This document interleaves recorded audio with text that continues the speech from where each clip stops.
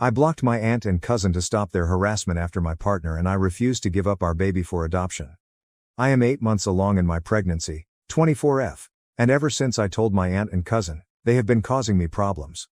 We already love our girl, and neither my spouse nor I intend to part with her. However, my aunt wants me to give my cousin, who has been infertile for the previous 5 years, my child. To put that in perspective, my aunt has been a motherly role to my sister and me since our mother died when we were very little. Throughout our lives, we have maintained a close relationship with our aunt and cousin, and we have made an effort to help my cousin during her infertility issues. Being a Mormon who frequently goes to church and has a strict, narrow-minded perspective on morality, values, and leading a decent life, my aunt is also highly religious. According to her, a child should have a loving, caring mother, a father who provides for them, and a solid religious foundation. My spouse feels that my child will grow up in our home confused and misinformed because we both have full-time jobs and occupations and she is not a Christian. She claims that the child won't have the right care and identity because of our differing religious beliefs. She worries that in such a setting, our child's welfare won't be given priority and that they might choose a bad, immoral route.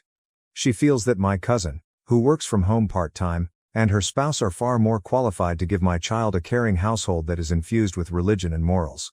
My cousin and aunt have moved to a new house where they are unaware of the address, and I have blocked them from most forms of communication. To be sure they won't have any influence over my medical choices, my boyfriend and I also got married in a private ceremony. My aunt has been more hostile to me than the other one. She even yelled and argued when she arrived at my former flat one day in an attempt to teach me about the circumstances. She tried to get me to meet her at a cafe close to her church so we could talk about the baby in a phony, nice voice. She persisted even after I told her that we had nothing to talk about and that I was keeping the baby. Eventually, I had to tell the apartment manager and hide in my flat. It took her around 30 minutes to leave. Additionally, my aunt has involved her religious acquaintances, who occasionally leave me angry voicemails and texts. In contrast, my cousin has been more reserved around me, but she is dealing with trauma and despair following the preterm labor that resulted in the death of her baby daughter at 30 weeks of pregnancy. She has been participating in motherhood-related forums and commenting frequently on social media. Rumor has it, though, that she has been attempting to conceive through these groups and has been expelled from numerous of them as a result of her actions. She has been accused of pressuring widows and young moms for their children, which has devastated her. My cousin, who sees my baby girl as a replacement for her late child, is reportedly waiting for me to give birth because she is yearning for a child to fix her family. My aunt and cousin both seem to think that I will eventually give up my child because I will become overburdened with parental duties. They believe that I will allow my cousin to be adopted by her husband. My aunt maintains that I may have another child in the future and claims that since we are family, delivering my kid to my cousin shouldn't be as difficult as it may be. She thinks that since I'm still young and intend to go to graduate school after working for a time, this should be a simple decision.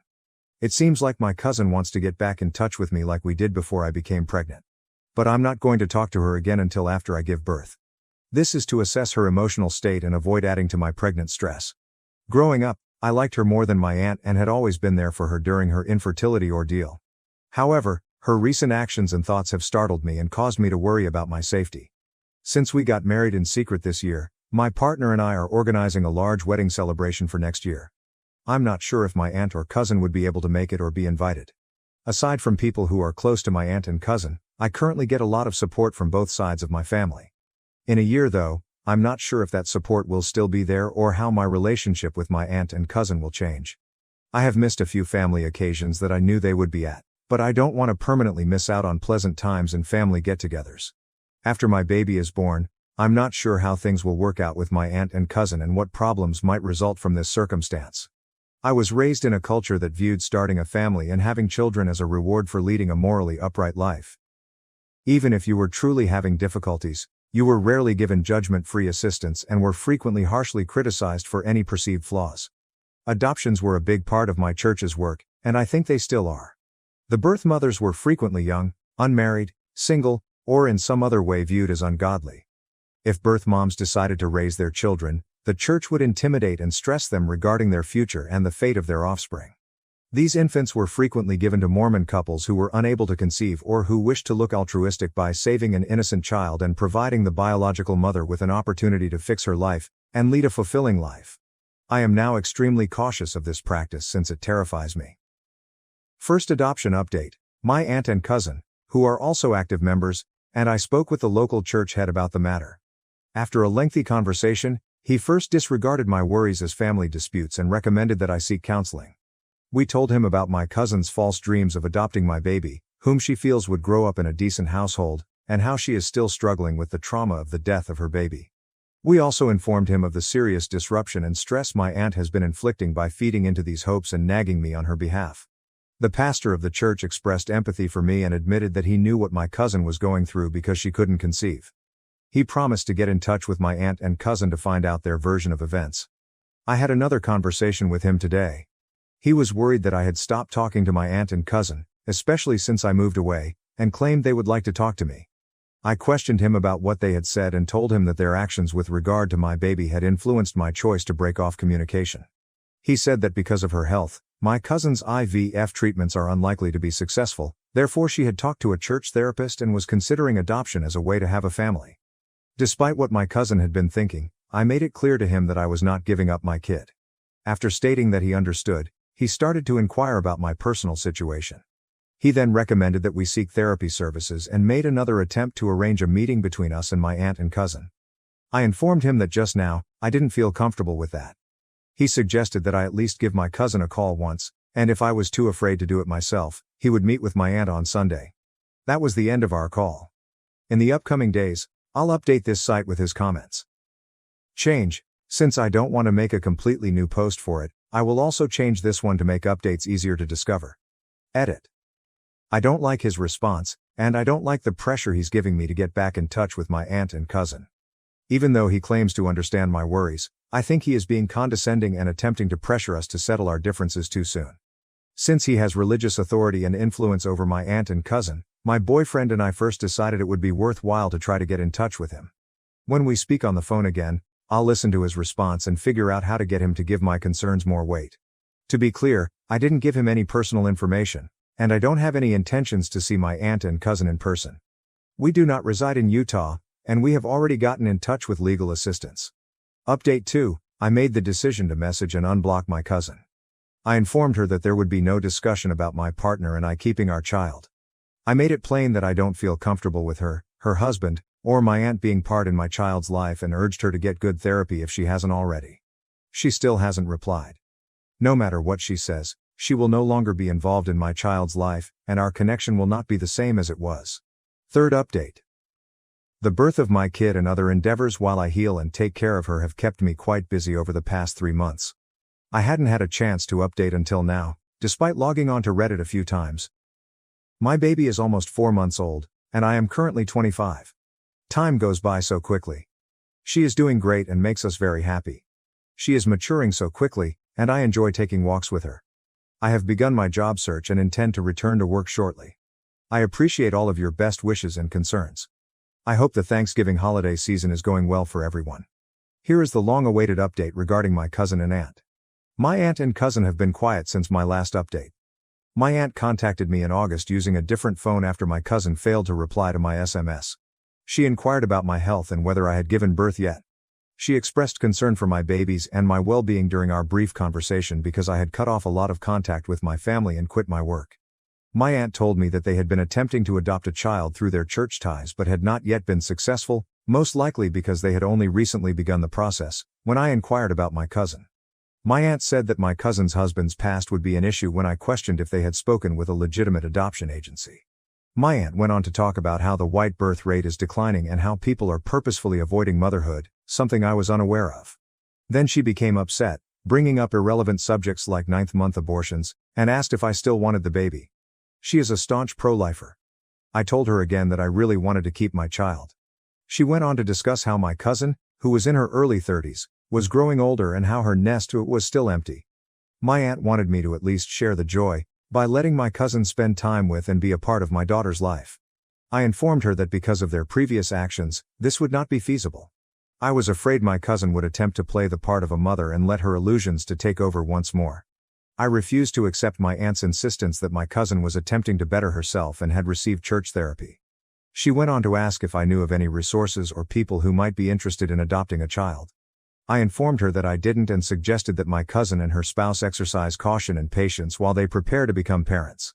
Given that everyone around them is hitting motherhood milestones, my aunt stressed how crucial it was for my cousin and her husband to have children, not just because they deserve them, but also for their reputation.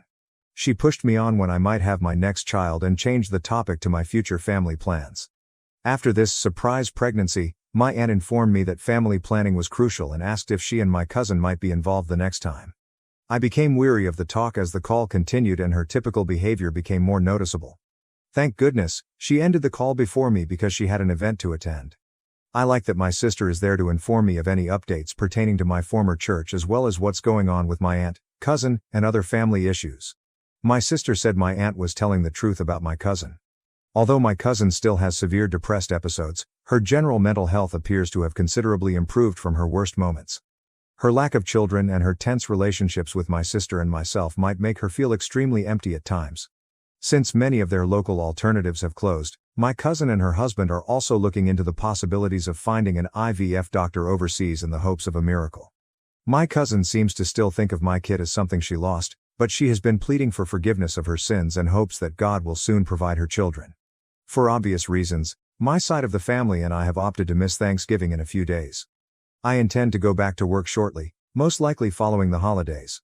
I've already made daycare plans and taken all the required safety measures. All things considered, the future appears bright once more. I appreciate your support, everyone. If you have any questions concerning parenting, Mormonism, my family, etc., please contact me. An intriguing aside would be that my aunt has expressed her readiness for the grandma life, and has taken a strong interest in my cousin's family starting endeavors. When we were younger, my aunt also said that because my sister and I lost our mother when we were very little, she would be like a grandmother to our future children. She must not be as excited about us as she once was. I watched my husband marry my best friend while texting me working late, unraveling decades of lies to discover the truth. The text message shining in my car's darkness was St. 2 p.m. Mary's Church. You have to see this. Unknown count. My hands shook as I held the steering wheel and watched visitors pass past my rain-streaked glass inside the ancient stone edifice. Right now, Eleanor, a cut-rate private investigator, is waiting in my car wondering if I have finally lost my mind. Ryan, my spouse, reported to me he had a business conference in Chicago. The calendar read something like that. His secretary verified that as well. The hotel reservation revealed just that. But here I am, parked across from a Boston church since some stranger chose to act as guardian angel, or demon. I haven't made any decisions yet. This is crazy, I said to myself, but I'm already grabbing my sunglasses. As I get out of my car, heels clicking against damp ground, the church bells begin their sad call. Every stride seems like me moving toward my own execution. I slide in through the side door and settle behind a marble pillar. I smell lies and incense, and for a second I find myself back 7 years ago on my own wedding day. Same church, different dreams. My heart stops when the organ begins to play. He is because there he is. Ryan's. My Ryan here. Hands clasped in front of him, that familiar anxious tick in his jaw, standing at the altar in a tuxedo I have never seen before. Chicago is not where he resides. Here he is. The bride shows up at the door, and the ground moves underfoot. Extended dark hair, olive-based skin, that elegant walk I would know anywhere. Megan. My friend from 3rd grade, best buddy. The woman who guided me in selecting my own wedding gown. Dearly beloved. As I watch them exchange vows, the priest's words vanish into white noise. Promising to love each other till death, my spouse and best buddy part. As he assured me. Like we all vowed to each other when we were young, buddies always, no secrets, no lies. I recall not leaving the chapel. The drive home is not clear from memory, but I recall the deciding moment. Sitting in our ideal, magazine-worthy kitchen, which Ryan insisted on redoing last year, I watched the sunset through windows that unexpectedly seemed like prison bars. There is buzz on my phone. Ryan. Running late for a conference, don't hold back. I grab his preferred scotch, the one he saves for special events. As I swallow, the liquid burns my throat and I relish the suffering. Unlike all else in my life, it is real. Still another text from the unidentified number. Now you know. Regarding that, what are your plans? What am I going to do? I laugh. It sounds strange to me. Sharp, hazardous, like smashing glass. Opening my laptop, I begin to type. Dear Laura, with any luck, this email reaches you. I had been considering organizing that family reunion you have always wanted. Because betrayal is exactly that. It's about the complex dance of falsehoods that preceded it, not only about the deed itself. The deftly created alibis. The grins that have been taught. The little touches that were meaningless. And Ryan, my lovely, beautiful Ryan, has always danced rather well. But thus have I as well. I sip another scotch and grin. Let their honeymoon take place. Let them believe they are winners. Time is on my side. And I possess something higher than their adoration. I possess their faith. The sun sets totally, darkening me. For the first time today though, I can see everything clearly. Each page of the old photo album seems weighty on my lap, memories I no longer trust weighing me. Ryan, Megan, and I at 16 are spread out on my parents' yard. Ryan's arm circles both of us as we chuckle at some old joke. Like everything else about that summer, the corners of the picture show where Ryan from downstairs phones, I ordered Chinese. His footfalls each make my skin crawl in our residence. 3 days after his second wedding, he has been home behaving as though nothing had changed. That he did not simply destroy all we had created. As he walks into our bedroom with 2 plates of food I won't eat, I close the album. Remember when we used to get takeout with Megan every Friday? The words fly from my mouth before I could stop them, sharp as broken glass. Ryan's grin falls short of directly reaching his eyes. That was a lifetime ago. Was it? I get up and let the album thump to the floor with pleasant resonance. Because she looked exactly the same 3 days ago. Just for a moment, his chopstick stopped midway to his mouth. Blink would cause you to miss it. Still, I see it. I am catching everything right now. Eleanor. He sets down his plate and approaches me with the same worried look he used on challenging clients. Has your drinking been? I chuckle. It sounds like the laughter of my mother following Dad's departure. That is your move? Gaslight the wife into thinking she is crazy? His hand reaches for mine as he replies. I'm worried about you. I pull back. When did it start? Burns my throat. Was it before our wedding? During? Tell me, Ryan. Was I the backup plan or the cover story? You're not making any sense, he replies, but his left hand quickly sits. His tell when he lies. I have spent 7 years mastering his rhythms and compiling his routines. Funny how precisely you perceive things when you're searching for the holes. I was at St. Mary's on Tuesday. Words like smoke hang between us. Nice tux, by the way. Better than the one you wore at our wedding. The mask slides, just for a moment, but it's plenty. His eyes turn cold and calculated. The Ryan I never let myself see is this one. It is not what you think. Don't. My voice is not trembling. I take great satisfaction in that. Don't offend me with excuses. I watched you marry my best friend while I was supposed to be your loving wife at home. What exactly should I think? Another clue as he rubs his hands through his hair. It's complicated, you don't grasp some of it. Like what? The joint bank accounts you opened? The property you bought together? Alternatively, maybe the fact your mother knew the whole time? That renders him unable. How could you? I go to the drawer and pull out the stack of papers I have gathered over the past 3 days. I am not the moron you believe me to be. You should really use better passwords than our anniversary date, though I guess that's meaningless now. Eleanor, please? He grabs for the docs. I control them. We can work this out, I will explain everything. Like you explained your business trip to Chicago? I laid the papers, bank statements, property titles, emails, on the bed. Or should we talk about the trust fund Laura established for your children with Megan? His face turns white. You had no right, said. I had every right. Raw and primitive, the scream tears from my throat. I am your wife. I was your friend. We grew up together. All 3 of us, and you. I pause, breathing hard. He is looking at me as though he has never seen me before. Perhaps he never did? Perhaps I never really seen myself either. Get out. Right now, my voice is solid, definite. Likewise is true with my residence. Not now. One last document I retain is a power of attorney signed last year when he was too busy managing our estate plan. You ought to really read what you sign, Ryan. Now get out before I call Michael and have him escort you out. He bolts. Not out of fear, but rather because he understands this is a starting point. For that he knows me sufficiently. From the floor, I grab the photo album and use my finger to follow our younger faces. We seem to be naive and rather joyful. Such outstanding liars, every one of us. The cafe Megan and I used to keep secrets in seems smaller now. Perhaps that is the weight of what I am about to undertake. Alternatively, maybe everything from my past is diminishing and losing relevance with every fresh betrayal I come across. Still sporting the twin of her wedding band, Megan glides into the seat across from me. Seeing it tastes like acid in my coffee. She adds, her fingers tensely stroking the rim of her unethered latte. I didn't think you would come. Funny. I didn't you'd marry my husband. The words come out softer than I intended, which somehow makes them cut deeper. She stumbles. Eleanor. I slide the bank statements across the table like cards in a rigged game. Did you know about the trust fund? The one Laura configured for next generations? Her face loses hue, not from remorse but from wrath. Quite interesting. What trust fund? That is indeed surprising now. Her hands quivering slightly, I watch her go over the papers. $3 million, I say. Set aside for the grandchildren Laura always wanted. Guess I was not producing them fast enough. This can't be right. Megan pulls the contaminated-looking papers away. Ryan said the marriage was only a formality for his inheritance. He said. I chuckle and it sounds like shattered glass. That he loved you, Megan? That I was cold, distant, career-obsessed? That's exactly what he told his mother about me last month.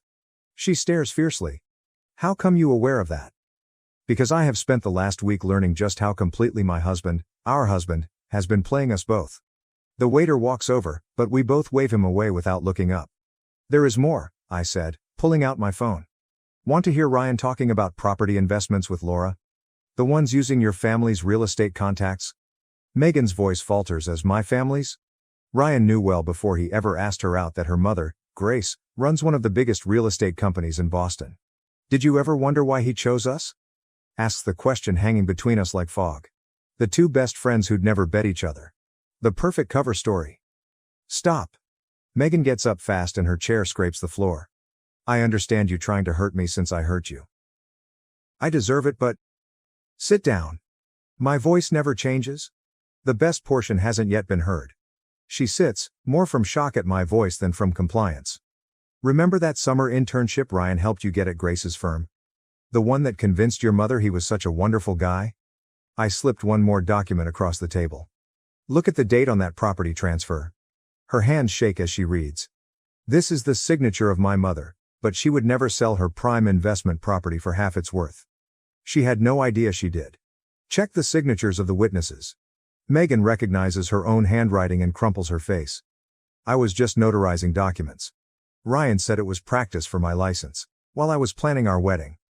You were unintentionally helping him steal from your own mother. The truth tastes terrible on my mouth. He played us both, Megan. The only difference was that I worked it out before he could take everything. For the first time since she sat down, she glances up at me, very definitely stares at me. What are you going to do? I get to stand and gather the paperwork. Invalid question. The actual one is, what are we going to do? We? I draw one last item, a USB disk with what I have found, and say, you have two choices. Keep playing his game and lose everything, or help me take him down. Your mother's company, my savings, Laura's reputation. He's built his entire plan on the presumption that we would never compare notes. Megan fixes her eyes on the drive as though it could bite. If this gets out, everything burns. I run my palm over hers and feel the matching wedding band. But we will be the ones holding the matches this time. She tightens her fingers over the disc, and I catch a flash of the buddy I used to know, fierce, devoted, relentless when crossed. When should we begin? I smile and it feels true for the first time in weeks. Our already have. From the kitchen counter, 3 empty wine bottles mock me. Not my typical poison, but tonight is not usual. Ryan's workplace papers are scattered around our dining room table, our wedding present from Laura, like bits of a jigsaw I never wanted to solve.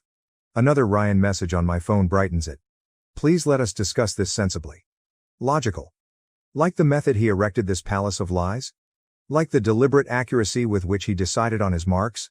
Once more buzzing is the phone. Megan, this one time.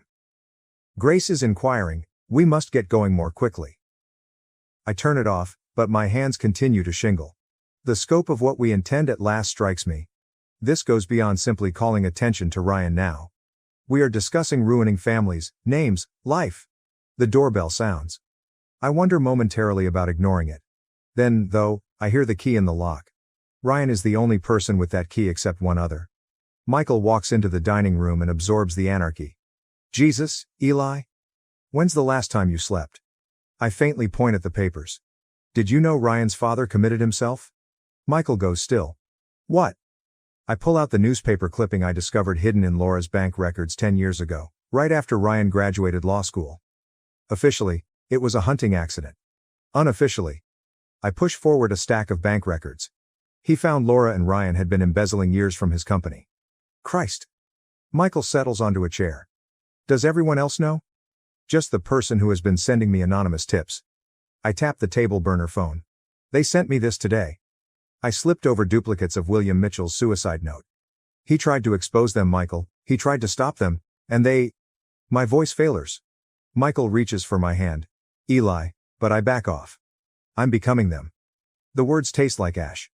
I'm turning into exactly what I hate from all these plans for revenge, for justice. No, you're not. Michael says with stern voice. You're shielding Megan's company, your future, Grace's. Am I? I get up, moving slowly. Or am I just so focused on destroying Ryan that I don't care who gets caught in the crossfire? Because right now, I'm seated here planning to expose everything at the family reunion, knowing it will devastate people who had nothing to do with this. Like someone? I grab one of the wine bottles, not caring that it's empty. Like Ryan's sister's kids, who'll lose their college money when I uncover Laura's financial machinations, Grace's staff might lose their jobs should the company's reputation suffer.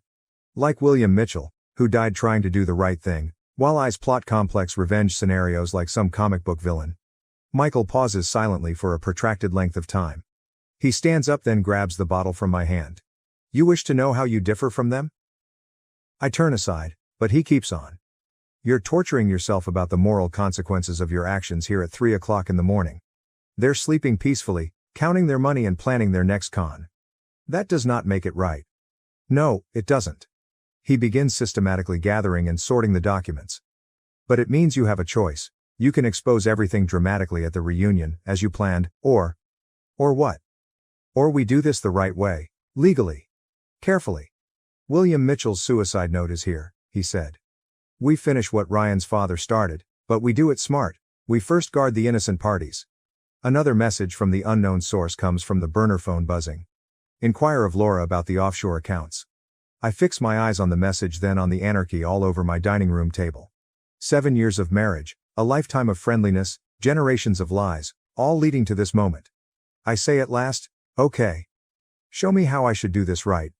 Michael nods and gets out his phone. First, we should speak with a financial fraud expert. I know a man. I hold his arm and wait. Before we do this, I need know something. Are you helping me because I'm right or just because I'm your sister? He fixes my gaze consistently. Both and neither. I'm helping you since someone needs to stop them and you're strong enough to do it without becoming them. I examine the empty wine bottles, the strewn papers, the proof of my almost plunge into their realm of control and retribution. He may be right. Perhaps another method to burn it all down is here. Michael's friend, a lawyer, keeps chatting, but I fixed on the one single sheet of paper in front of me, a name list. Mainly children. Trustees of which our scheme would fall apart if we carried on. The offshore accounts are just the beginning, James Harrison continues, distributing more papers over his mahogany desk. Laura Mitchell's financial web runs at least 3 generations of both families. How many people would be affected? My voice sounds far even to myself. Directly, roughly 30, indirectly. He shrugs. We're talking about tearing down a decades-long program. The knock-on effects might affect hundreds. Michael forward leans. But we can prove the fraud readily. The issue is whether we should. James runs over the name list. Some of these trust funds are supporting education and medical treatment. I get up quickly and head to the window. Stop. Boston spreads out below, unconcerned about the bomb we are about to blow. Another way has to be found. There is buzz on my phone. Megan. Grace came upon the missing property records. Michael adds, reading across my shoulder. She's calling Laura today. We're running out of time. Anyhow, everything falls apart if Grace confronts Laura straight. I then go back to James. How long would it take to get protection for the innocent parties? Weeks, maybe months. We would want... The door of the office explodes open. Laura Mitchell is there, always flawless, but her eyes are crazy. I should have known you'd run to Michael, she says, sneers. James begins. How did you... My daughter works in your building, James. Did Eleanor tell you that part? How many families she's ready to destroy for her revenge? That's rich coming from you, Michael adds, standing and straying between us. Laura pays me more attention than him. You think you're protecting people? William thought the same thing. Look where that got him. The chamber falls quiet. Even the metropolitan noise appears to fade. What did you just say? My hands, knuckles white, clutch the rear of the chair. Oh, did your anonymous friend tell you everything? Laura asks with a stern smile. William tried to fix our plans, rerouting money to safeguard the beneficiaries, just as you are planning. He did not just discover them. And you stopped him. The bits fit together. The hunting accident was... She says just that, then pauses. An accident. Her eyes dart away. The point is, Eleanor, some buildings cannot be taken down without destroying everything they support. You're not just fighting Ryan or me, you're fighting generations of carefully balanced arrangements. I spit, arrangements built on lies and theft. Built on necessity, she says, getting closer. Did Ryan tell you why he married you? Your family's 3 generations of judges and prosecutors, 3 generations of perfect shield. Once more buzz comes from my phone. On the screen Grace's name shows. Take the call, Laura urges gently. Listen to Grace, discover what her daughter's been hiding, watch another family break, or... She pulls out an envelope. We might talk about substitutes. Michael says, Eli, don't? What alternatives? My voice is firm but my heart bangs against my ribs. Laura says, a clean break. A generous settlement. The innocent parties stay protected. Laura lays the envelope on James's desk. Everyone wins. Michael says, everyone except justice, quickly. Laura chuckle. Ask Eleanor what she actually wants, justice or peace. My phone keeps vibrating. These days, Megan's messages complement Grace's calls. From the desk, the name list stares up at me. Children, families, futures. How long do I have to decide? The words taste like surrender. Laura steps to the door. Until Grace finishes reading those papers. Choose deliberately, Eleanor. Unlike William, you still have options. She goes, and the office seems both bigger and more stifling. You cannot seriously be thinking about this, Michael says. I pick up the name list then my still buzzing phone. What if her right is what if trying to correct this just makes everything worse? Not justice, but that's fear talking. Maybe. I glance at James. But what if terror is trying to convey something vital? One last time the phone buzzes, then goes quiet. It is too late to stop whatever Grace found now. I pick Laura's envelope and feel the weight of choices not yet taken. I need to talk to Megan, I say at last, before we decide anything else. Because sometimes, I continue, I'm learning revenge isn't about who you're willing to hurt but who you're willing to spare. Before me sits the Mitchell family estate, its windows shining like evening caution signals. All the actors gathered for what they believe to be a surprise anniversary party for Laura and her second husband. Cars fill the circular driveway. Michael says, standing next to me and clutching the bag full of all the evidence, every paper, every recording, last chance to back out. Megan appears at my other shoulder and says, they're already inside, her voice taut. Grace is with them, Ryan is watching the door like a hawk. I change my black dress, funeral suitable, though they are not yet aware of it. Did you check the exits? James has people stationed at every door, Michael says, glancing at his watch. No one leaves until everything's disclosed once you start. Laura's envelope weighs against my ribs, nestled into my garment. Her offer of silence, of protection for the innocent, weighs against me. Still not opened. Still conceivable. We arrive in the kitchen, where caterers are busy without realizing they are presenting Mitchell Dynasty Last Supper. Ryan finds me right away. His face flickers between skepticism and relief. Eleanor. He comes near me carrying a champagne glass. I didn't suppose you would show up? And Miss Laura's party? My smile feels like broken glass. Would not dream of it. His gaze flies to Megan, to Michael, to the briefcase. I see the instant he discovers something is wrong, but Laura's voice breaks through the hushes of discussion. Everyone, kindly collect in the main hall. The audience moves, carrying with it us. I notice flashes of familiar faces. Grace, pale but understated. Laura's second husband, blind and radiant. Ryan's sister, gripping hands of her children. The young ones. God. The sons. Laura pulls out her glass. Thanks all for showing up to... Actually, I forward, my voice carrying across the unexpected silence. I'd like to say something first. Ryan comes toward me, but Michael blocks his way. Megan takes a seat close to Grace. Laura says. Eleanor. Her voice low. Give great thought to what you are doing. I open the still sealed envelope she handed me. I have thought about it. For weeks, I've thought about nothing else. I turn to face the room. About justice and protection. About who deserves the truth and who deserves mercies. Eli, Ryan's voice now clearly reflects actual terror. Whatever you think you know. I know everything. I open the briefcase but, not yet, I do not remove the papers. About William's death? About the trust funds? About your 2 marriages, Laura's schemes, Laura's lies to keep this house of cards standing. The space comes alive in whispers. Grace marches onward, her face ashen. Megan, Grace replies with shaky voice. I apologize. Mom. Megan's voice breaks. I knew nothing, not until Eleanor showed me. Clutching her children tighter, Ryan's sister asks. Showed you what? What are you doing? I look at the kids. Their innocent futures waiting on my next words, their perplexed faces. The envelope from Laura sears on my flesh. The truth, I say quietly, is that I came here tonight to destroy everything. To expose decades of fraud and manipulation. To get justice for everyone who's been hurt by the Mitchell family's lies. I get the first paper, William's actual suicide note. Laura moves rather silently. But standing here, looking at all of you, I glance back at Ryan. I understand something worse than being misled. Something worse than being deceived. Michael says, Eleanor, his voice tight. But I continue. The very thing you're fighting against is becoming. I touch it to Laura's envelope. The paper catches fast and I drop it into the briefcase. I find a match in my handbag. No. Michael jumps forward, but it's too late. Years of careful investigation burning to ash. With it burns my opportunity at justice, at revenge, at everything I thought I wanted. Since at times the best retribution is redemption rather than destruction. Laura sits across from me on the marble island, both of us wet from the sprinklers, watching cops cart away boxes of evidence. The actual evidence, not the decoy files I burned, painted Laura's perfect kitchen in alternating red and blue.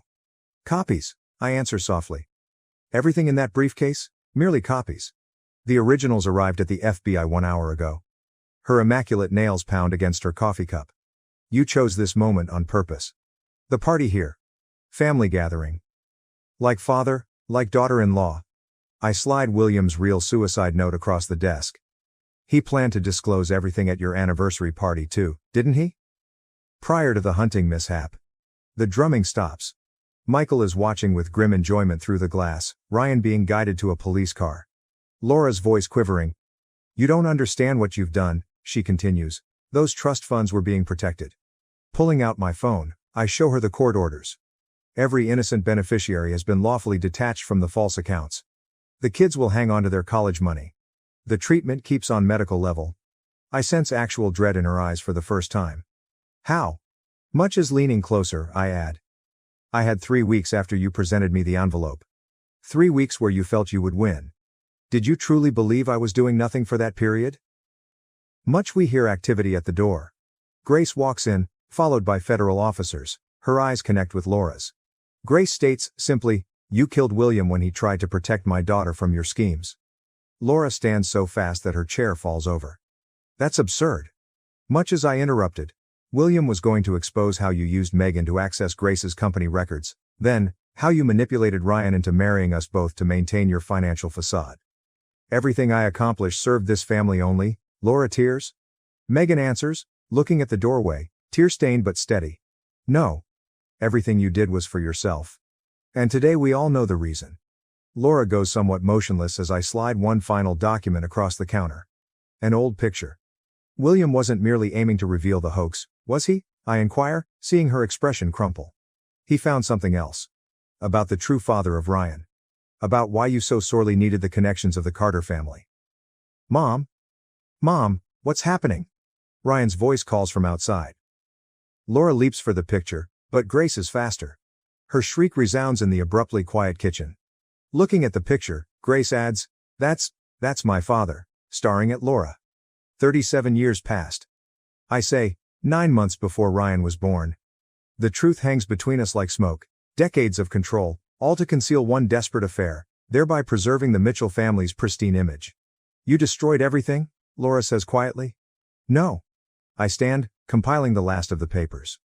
You lost everything the moment you chose lies above love. William fought to save all of us and today at last he has. What precisely do you mean? Much one last time I grab my phone and show her the message chain. From an unidentified number, from a dead man, scheduled emails, planned to arrive years after his death. I meet her eyes.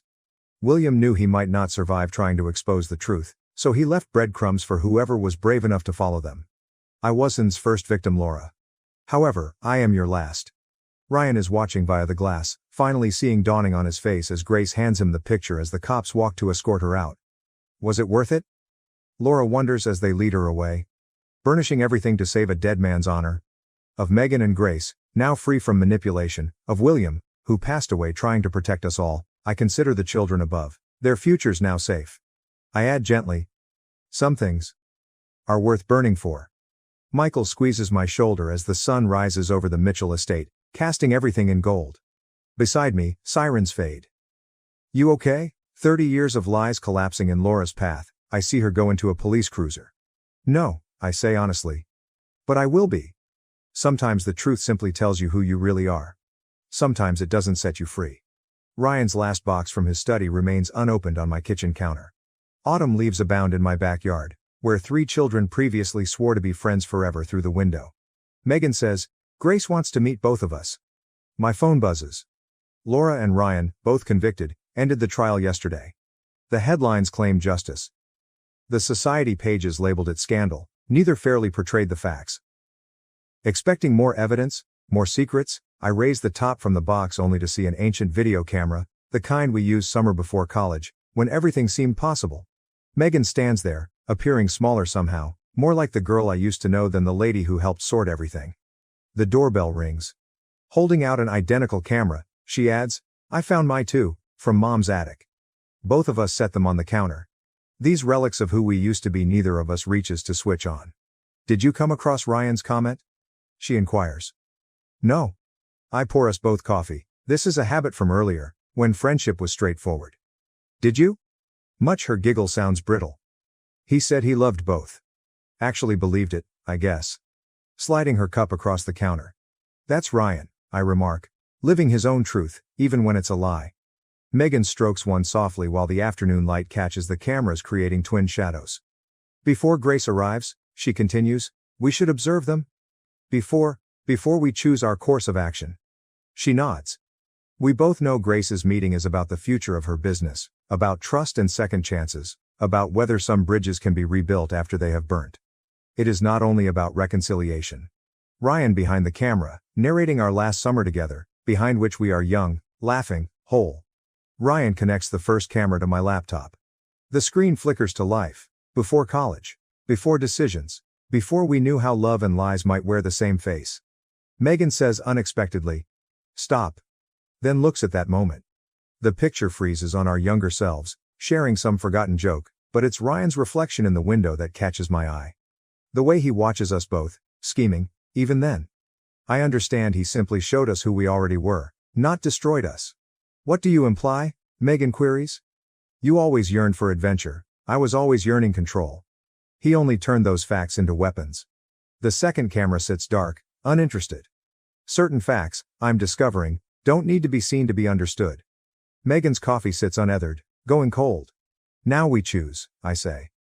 Between easy and true, not between right and wrong. Grace grabs my hand before Megan moves to answer the doorbell once more. She says, I'm sorry, not for loving him. For not remembering how to love you first. Remembering Laura's last remarks during the trial, love makes liars of us all. I squeeze back. Maybe, I say Megan, we quit trying to change the past. Perhaps we should start something fresh. She nods, knowing what I'm not saying. About Grace's company, about second chances, about how occasionally revenge isn't about destroying what was, but constructing what may be. Laura plans her appeals somewhere in a prison cell. In another, Ryan writes letters we will never read. Life moves forward, messy and imperfect. Grace opens the door and notes how she carries herself now, straighter, stronger, free from decades of manipulation. The autumn wind scatters more leaves over the yard. I leave the cameras on the counter unaltered. Certain memories are better lived than remembered. Some facts are not revisited necessary. Megan and I glance at one another, remembering other documents, other plans, other decisions as Grace piles papers across my kitchen table. Plans for rebuilding. For forward movement, prepare? Grace questions. Of Laura, creating barriers to hide truths never worth preserving. Of William, planting truth bombs to detonate years after his death. Of Ryan, loving so fiercely he forgot how to love honestly. Indeed, I say, and I mean it. Sometimes the best kind of retribution is one in which one gains freedom rather than exacting revenge. After my wife's betrayal with my business partner, I guard my daughter's future while they try to reinsert themselves in our lives. My ex-wife Kathy, 38, and I, 38, had been together for 19 years and married for 16. We also had a 14-year-old daughter together. However, she left approximately 6 months ago to be with my previous work partner. To be more specific, my ex-work partner, as he sold his shares and left the company once I uncovered the affair. Leon, the guy I used to run the firm with, was a co-worker and a close friend. We agreed to quit our jobs and form a company together. We'd been working together for 5 years, and he'd had an affair with my wife for 3 of them. I learned about it approximately 6 months ago when I discovered some text messages on my wife's phone. When I challenged her about it, she didn't even try to dispute it and instead accepted everything. She told me she was sick and tired of hiding things and simply wanted to leave. I was saddened since I had no notion she was unhappy in our marriage, and I was willing to do anything to change that. So on the day I confronted her, when she announced she was leaving, I assured her we could still make it work. That was very stupid of me, but I was desperate. She simply became irritated with me and stated that the only reason she married me in the first place was because she was pregnant and didn't want to be alone. She'd tried to love me for 16 years, but it hadn't worked. She was not going to let me stop her now that she had found someone she truly loved. She explained that now that I knew about the affair, her secret had been revealed, and I had to swallow it and move on. I was heartbroken, especially for the sake of our daughter, but she didn't even hesitate to leave. She filed for divorce, and the petition was quite simple. She simply wanted to leave and did not demand a settlement or alimony from me. The asset distribution was fairly balanced. We concluded the divorce after a few months. After a while, I knew that what had transpired would prevent me from making it work with her. After we filed for divorce, I faced Leon, who just apologized, claiming he had wanted to tell me about the affair for a long time but didn't know how. Within a few weeks, he quit and informed me that he and Kathy would be moving away to avoid causing further trouble for me. Kathy had been offered a fantastic job in Boston, and his cousin lived there, so he could work alongside him instead. He sent all of this in an email, and we never spoke again. The last time I saw Kathy was 2 months ago, on the day our divorce was finalized. Since then, I have not heard from one of them. My kid and I were going through a difficult time, but we were getting by. At least I still had my business to manage, which kept me busy since I wanted to provide my daughter the future she deserved. However, Kathy returned about a week ago and I'm still not sure if my daughter and I did the right thing. So around a week ago, at 11 p.m., someone began furiously ringing our doorbell and knocking. My daughter had already gone to bed and I was finishing up some work in my office when it happened. We hurried to the door to check and through the glass, we saw Kathy. My daughter urged me not to open the door because she was furious with her mother. Despite having partial custody, Kathy has made little effort to communicate with our daughter and the fact that she cheated does not sit well with her either. Their relationship is tight right now, but I knew if Kathy was at my house at such a late hour, it had to be urgent, so I opened the door and allowed her in. Instead of coming in, she started ranting at me from the doorstep, threatening to sue me. She insisted on taking this to court so she could receive everything she was owed since she couldn't believe I had chosen to punish her so harshly. For the first few seconds, I had no understanding what she was saying, and I had to urge her to slow down and elucidate since I was so perplexed. She was still upset and said there was no need for me to pretend I didn't know because she was certain I had withheld Leon's true character from her to punish her for cheating. Then she pulled up her shirt sleeve and showed me a place on her arm covered in a band-aid. I concluded Leon must have done something, which surprised me because we had worked together for several years and he had never lost his cool in front of me. Kathy told me that they had been arguing for the past few weeks, ever since they moved to Boston. Nothing had remained the same since their move. She assumed it was because Leon was still adjusting to his new life, but after a month there, he was acting as if everything was Kathy's fault. He apparently kept accusing her of wrecking his life because he had to abandon the business he had fought so hard to build. Now he had to work with his cousin, who was always undermining him, and he blamed Kathy for everything. She was the one who told me about the affair before he was ready, and now he had to relocate to Boston for her work, so he couldn't compete for the business either. They'd been arguing every night, and the night before she arrived, he got incredibly angry and threw a vase at her. She attempted to dodge it, but it still struck her arm, causing a cut. Until that point, He had only verbally abused her, but this time it had gone too far. And she had left the house that night to take the next flight here to tell me about it. She told me that Leon had not even tried to contact her or apologize after she departed. She said I was to blame for this because she believed I was aware of his violent behavior and had concealed it from her in order to punish her. She thought it was unfair of me to do so, especially because she believed she had done me a favor by not fighting for anything during the divorce. I couldn't even get her back and secure her safety. It was all pretty foolish because, as I already stated, I had worked with Leon for a long time and knew him well, but just on a professional level. In the office, he was much different. I had never dated him and had only met the ladies he had previously dated, so there was no way I could have known about this side of him. Her charges that I had hidden everything on purpose made no sense to me, and I was furious that she was acting as if I owed her something. I attempted to explain to her that I had no idea about all of this and that I was deeply sorry that it was happening to her, but it was ultimately her fault. She could threaten me with litigation all she wanted, but she understood it wasn't my fault.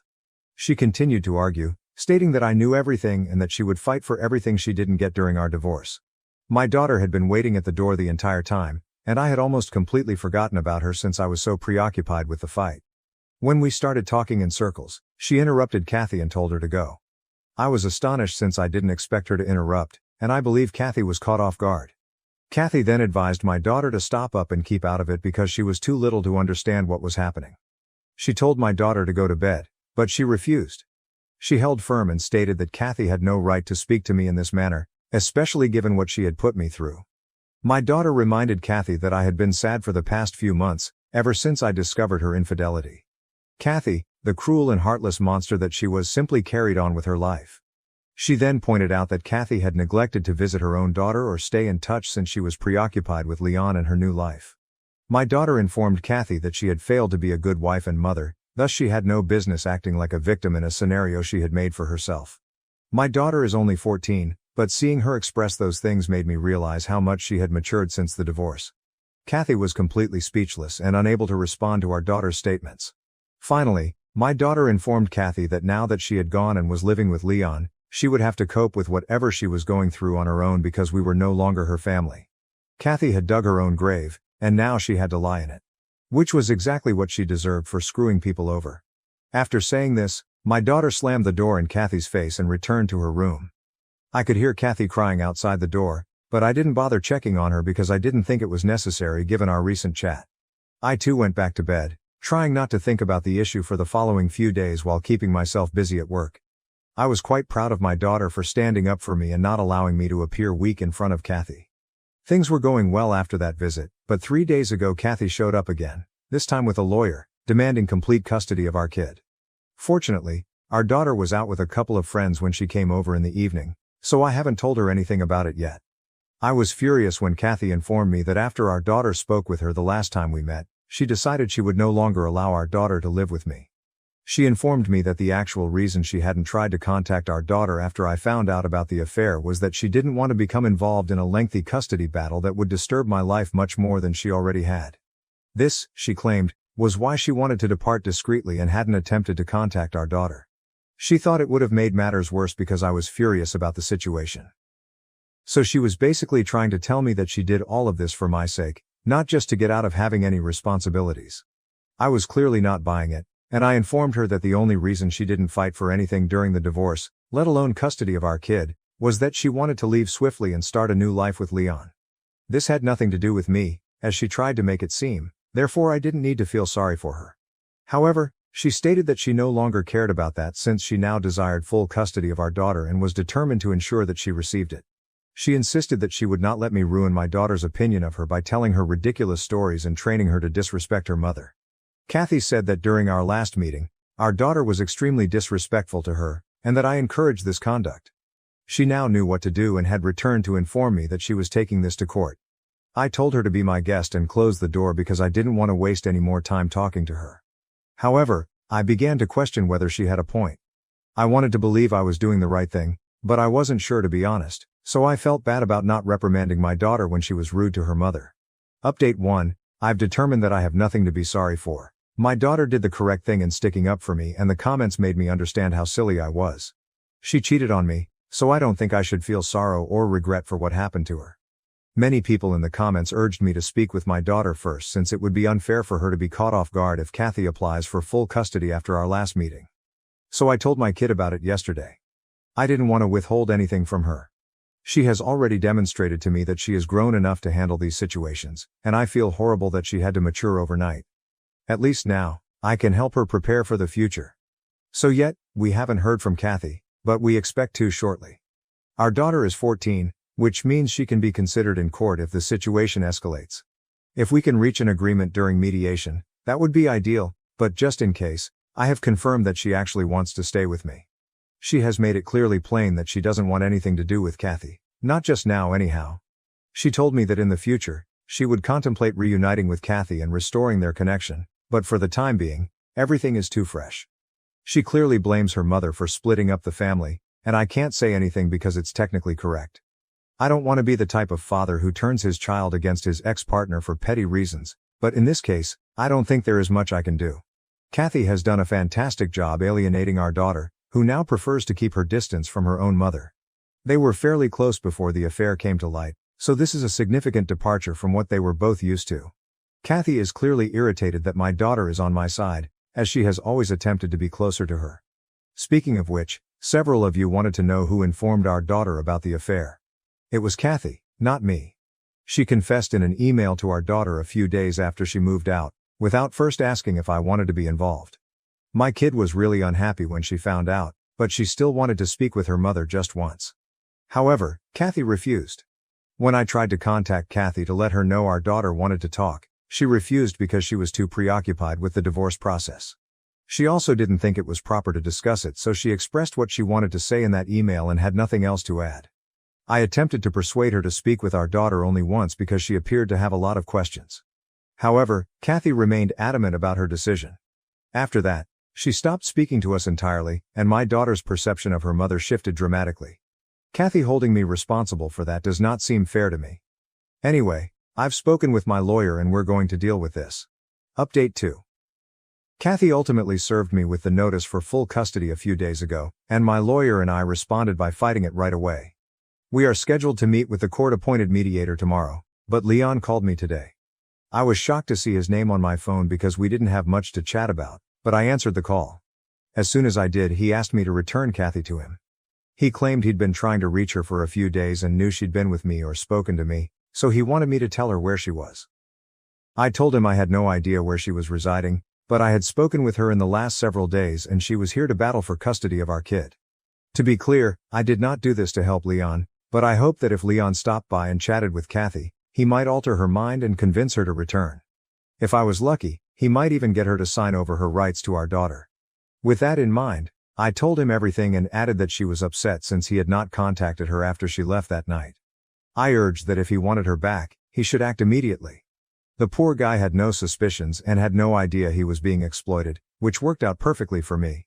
I just hope Kathy still wants to make it work with him. When he comes back, she might accompany him.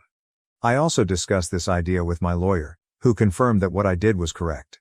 Even though the odds are already in our favor, it doesn't hurt to save time and energy by resolving this before going to court. Update 3. Kathy and I met for our first mediation session 2 days ago and it obviously did not go well.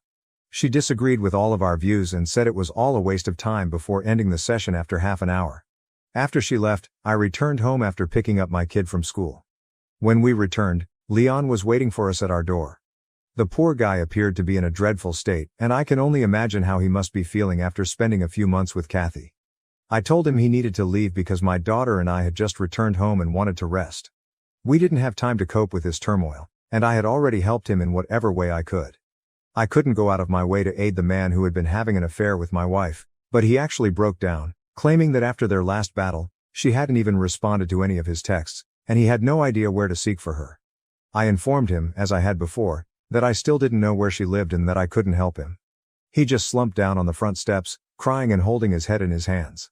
At that moment I began to become upset since this guy and Kathy had literally ruined my life and now he felt comfortable enough to seek my assistance in finding her so they could settle things. I ordered my daughter to go inside so I could deal with this, and after she was inside, I told Leon he needed to leave because I was done with both of them for good. For good measure, I gave him Kathy's parents' contact information and told him to call them if he couldn't reach her. but he had to leave us alone immediately.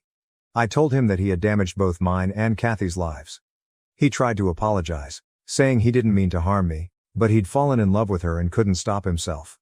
I didn't want to hear it, so I said nothing, and he departed.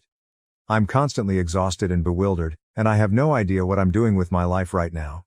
I sincerely hope and pray that Leon and Kathy can make things right for my sake, if not theirs, because if they do, they will most likely leave me and my kid alone, and I will finally be able to move on with my life. At this point, I'm not sure what's going on or how I should feel about anything. I'm numb for the most part and can't wait for this to be over. Update 4. Kathy stopped our mediation sessions a few days ago, saying she wanted to take our case to court. That would not end well for her, as we all knew, but it appears she was no longer in denial. Anyway, she came to see me a few hours ago with Leon. I suppose they were able to patch things up. I didn't invite them in since my daughter was home and unwell, and I didn't want to make things worse for her. I ordered them to wait for me at a nearby cafe, called my mother to take care of my daughter, and then went to the cafe to hash things out. When I arrived, Kathy and Leon apologized for everything they had put me through. Again, I had to inform them that this no longer mattered to me. I really wanted them to move on and explain why they had called me there. I didn't want to waste my time with insincere apologies, so they stopped skirting the issue and informed me that they recognized they had made a mistake by screwing me over and that they were really unhappy in Boston. Kathy missed our daughter, while Leon missed being his own boss. Kathy now wanted me to agree to send our daughter to see her every weekend, or every other weekend, because she didn't want to give up her current life. Leon's demands were even more outrageous. He wanted to return as a partner in the company and open a branch in Boston. The finest part of all was that they expected me to make a decision within a few days. Kathy's bosses had advised her that if she wanted to keep her job, she needed to return because she could no longer work from home. Even if I wanted to tell them I would think about it, I didn't have the option. That's why I ended up telling them I couldn't agree to any of it. Leon had already quit and sold his shares, which I had on paper, so I was not going to hire him again because I didn't trust him at all. Kathy's proposal was unreasonable because our daughter did not deserve to go back and forth every other weekend simply to see her mother. She should have considered these things before moving to Boston. This is absolutely not my fault. They began to dispute with me, saying they were willing to compromise since they did not want to fight this in court. I told them that the thought of fighting for what they wanted in court and actually winning was ridiculous. They only wanted to bargain with me in person because they believed they could manipulate me. Unfortunately, I was not weak or stupid enough to believe any of this. The only reason I'd come to meet them was to put an end to this. That actually silenced them, since they realized they'd never win if this went to court. I told them that the most I could do for them, or Kathy in particular, was to talk to our daughter and get her to meet Kathy whenever she came to visit. Aside from that, I wasn't doing anything, so they could take or leave it. I wasn't going to waste any more of my time arguing with them. Kathy seemed desperate, so she consented quickly, and I left. I will talk to my daughter when she feels better, but I will not compel her to do anything she does not want to do. If she decides she doesn't want to see her mother again, that is her choice. I am not going to convince her. Update 5. Hello, a few months have gone by. In my last update, I stated that I would not push my daughter to meet her mother if she did not wish to. I next spoke with my daughter, telling her what I had said to Kathy. She stated that she wanted some time to consider things over, so I expressed this to Kathy a few months back. Since then, we have not communicated. I'm not sure if she and Leon have settled their differences. I don't care. According to what I know, they are still together and living in Boston. Good for them, I suppose. At least they've left me alone, so I can now start to move on. That's exactly what I'm doing. The best revenge is to live well, therefore I'm focusing on working and growing my kid to be a wonderful human being, unlike her mother. Basically, I hope I am successful in doing so. Sil endured 2 assaults, leaving a letter that led my brother to disown his daughter. I raised her, but now he demands her house. To begin with, my sister-in-law Zara was a very kind and generous person. She always greeted me with love and made me feel like I was a sister from the first time I met her. We had grown really close over the years because we were both working women, and we would spend our weekends shopping or going to lunch together. Zara was always incredibly fit and took excellent care of her health. This is why the sad news of her breast cancer diagnosis shocked us all so deeply. We united behind her and supported her fight against cancer. I made it a point to visit her frequently during her chemotherapy rounds to spend time with her and watch over my infant niece whenever possible. During one of my visits to her home, while we sat together in her living room, she told me some news that broke my heart. Her voice trembled as she stated that her physicians had delivered a devastating diagnosis. Her cancer was severe and resistant to therapy. They'd given her a prognosis that left little room for optimism. The weight of her comments weighed heavily in the air, and I fought to find the perfect words to console her during that vulnerable moment. I asked her what I could do to make everything easy for her. Her eyes, which were typically filled with love and joy, suddenly showed a mixture of fear and resignation. She thanked me for everything I had done for her and expressed her desire not to burden me with a secret she had kept concealed from everyone. I strongly stated that she had nothing to apologize for and that I would do anything for her, no questions asked. She then entrusted me with a secret she had never told anyone, including her own parents. She told me that years ago, during her undergraduate days, she went through a horrible experience that has haunted her ever since.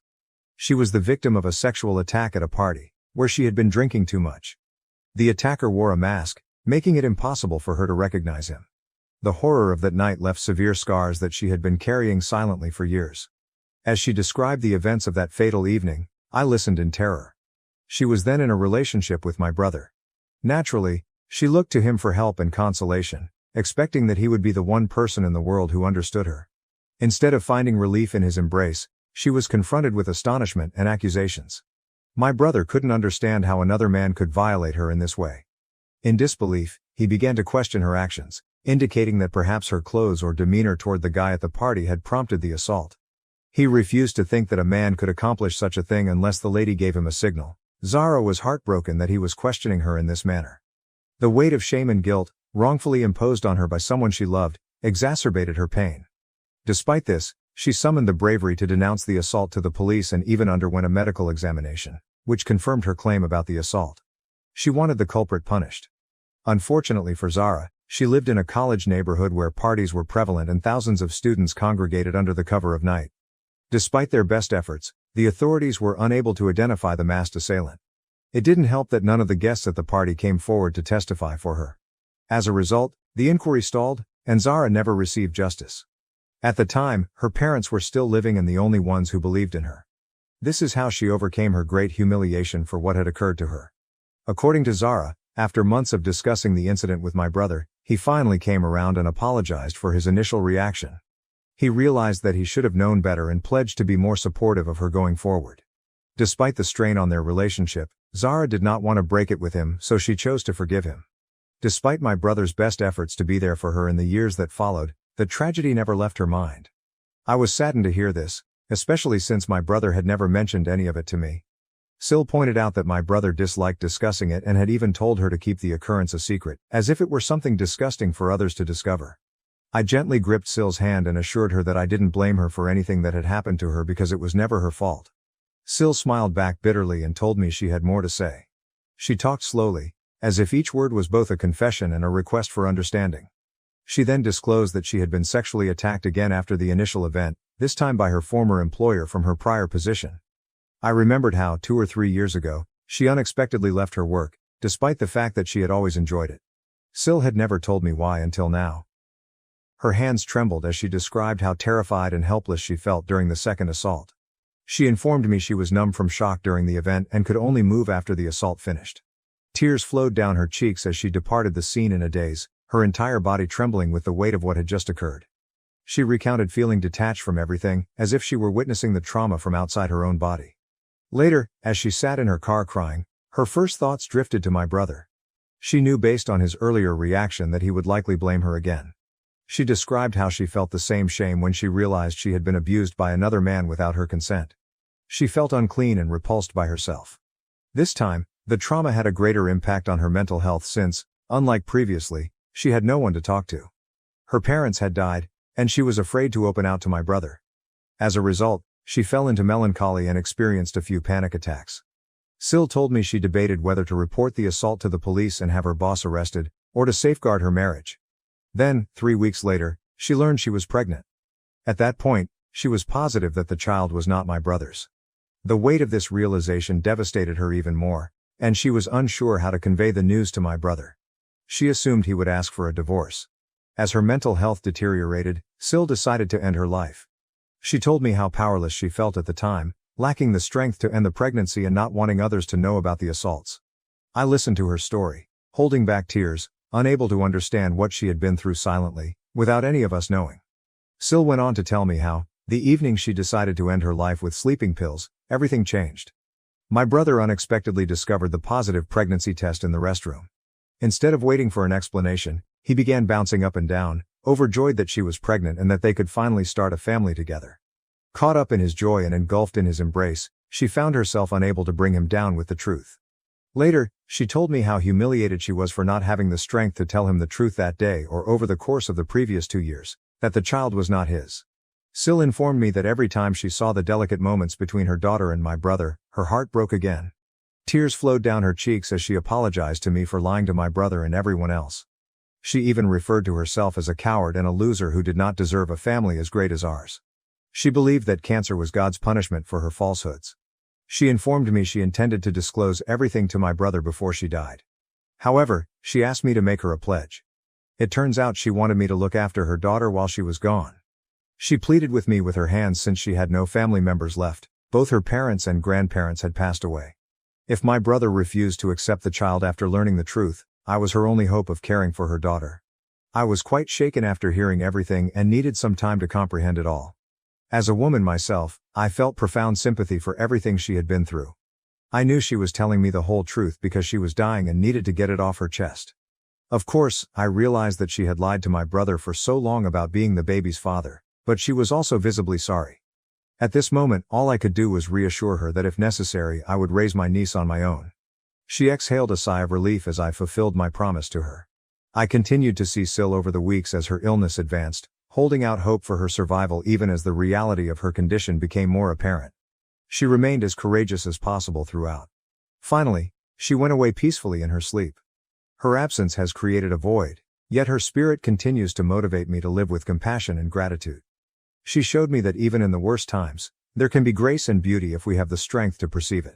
She was more than just a sister-in-law to me. She was a friend and sincere confidant. After she died, my brother shared with me the contents of a letter written by my sister-in-law, which revealed the awful reality she had previously confided in me. He was heartbroken to realize that the child he had embraced with such delight was not biologically his. His anguish and rage were obvious as he dealt with this new reality, which was exacerbated by the recent death of his wife.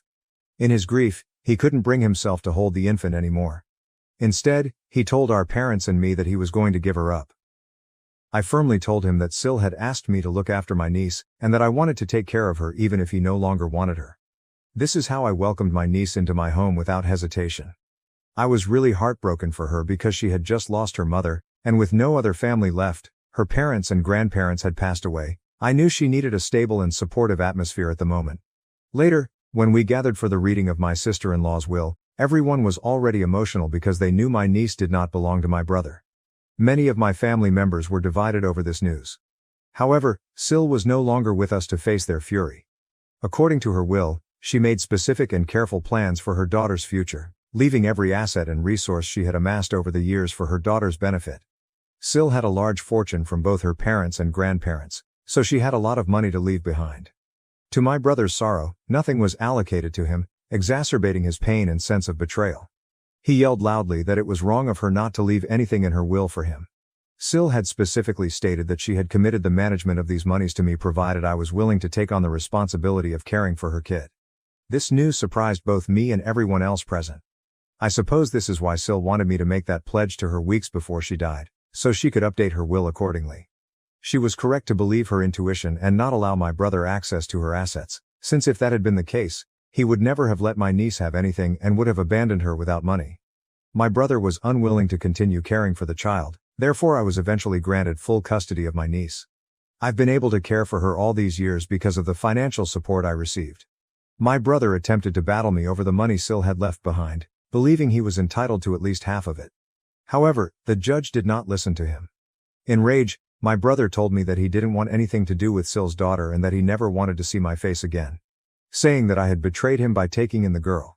I firmly told him that I was sorry for all of his sorrow, but I was not going to break my promise to Sil. My sister-in-law's decision to keep the facts from my brother was wrong, and I acknowledged that.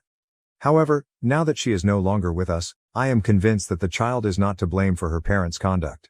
This is why I've always focused only on establishing a caring and secure home for my niece, sheltering her from the intricacies of the past. Over the years, I've used the funds Sil left behind to ensure that my niece has everything she needs.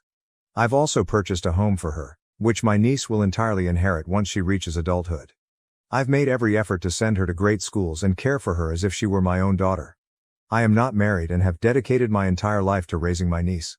Despite my best attempts, my niece, understandably, has concerns about her parents, especially her father. She misses my brother, but she understands that relationships cannot be forced in these circumstances.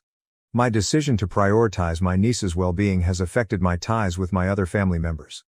They have all chosen to cut ties with me and no longer invite me to family gatherings, claiming that my actions are foolish and that I have prioritized my niece over my own.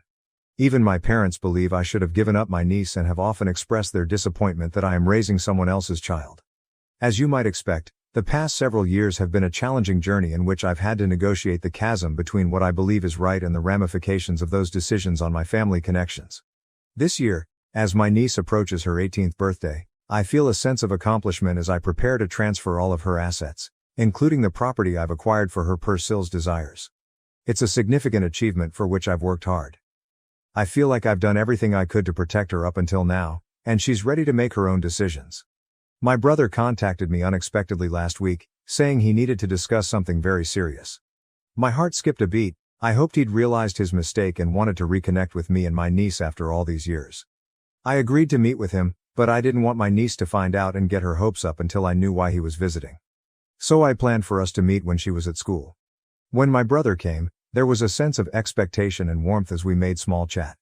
He told me he has since remarried, and I was pleasantly surprised to learn that he now has 2 children of his own. He showed me images of them, and his boys looked exactly like him. I was disappointed that he hadn't invited me to his wedding, but I understood that he did what he had to do after Sil had deceived him. During our talk, I couldn't help but feel proud as I highlighted my niece's accomplishments and improvement over the years. I informed my brother that she occasionally inquired about him and was fairly mature for her age, thinking he would say he wanted to see her. Despite my excitement to communicate these wonderful tidings, he appeared indifferent to my niece. He interrupted me, his tone immediately changing to one of seriousness. He explained that he had come to meet me not to discuss my niece, but to request ownership of her house.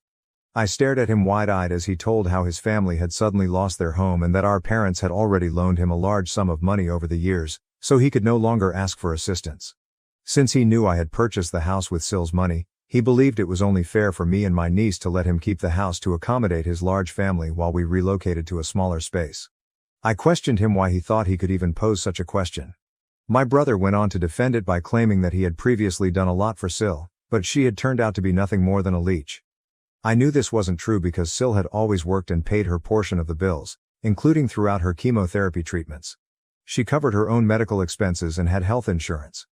I brought this out to my brother, telling him that it was ridiculous for him to expect a house when he hadn't even bothered raising my niece after Sil died. This simply made him angrier.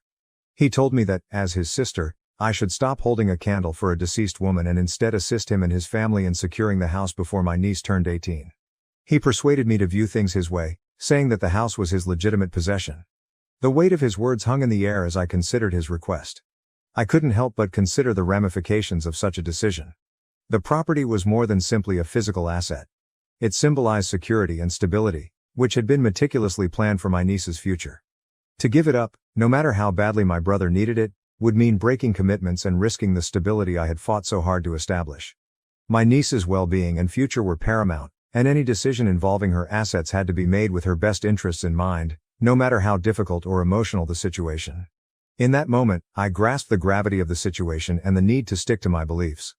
I informed him unequivocally that I could not support his request and that he should take responsibility for his own family rather than relying on his deceased wife's possessions. I continued to tell him how ashamed I was that he even considered this option, and how he had given up all rights when he handed over custody of his daughter to me following Sil's death. My brother's face flushed red with rage at my statement, but I continued before he could interject again. I voiced my disappointment that he had not been present for my niece during all of these years. I didn't hesitate to remind him that, while I realized Sil had betrayed him, he should also see that she had been the victim of countless traumas. It was unjust of him to put the blame onto her now, especially because he had not supported her after her first sexual assault. When I revealed the assault, his eyes widened in amazement, and he demanded to know how I knew about it. As no one else knew the truth. This is when I told him that Sil had confided in me and entrusted me with the task of caring for my niece before she died. When my brother heard this, he became accusatory, alleging I had surprised him and labeling me a liar, just like Sil. I shook my head, reminding him that Sil was terminally ill and had already endured enough. After all the years of him not taking responsibility for my niece while I had done everything I could to assist her, he had no right to bring up the past and complain now simply because he wanted Sil's money.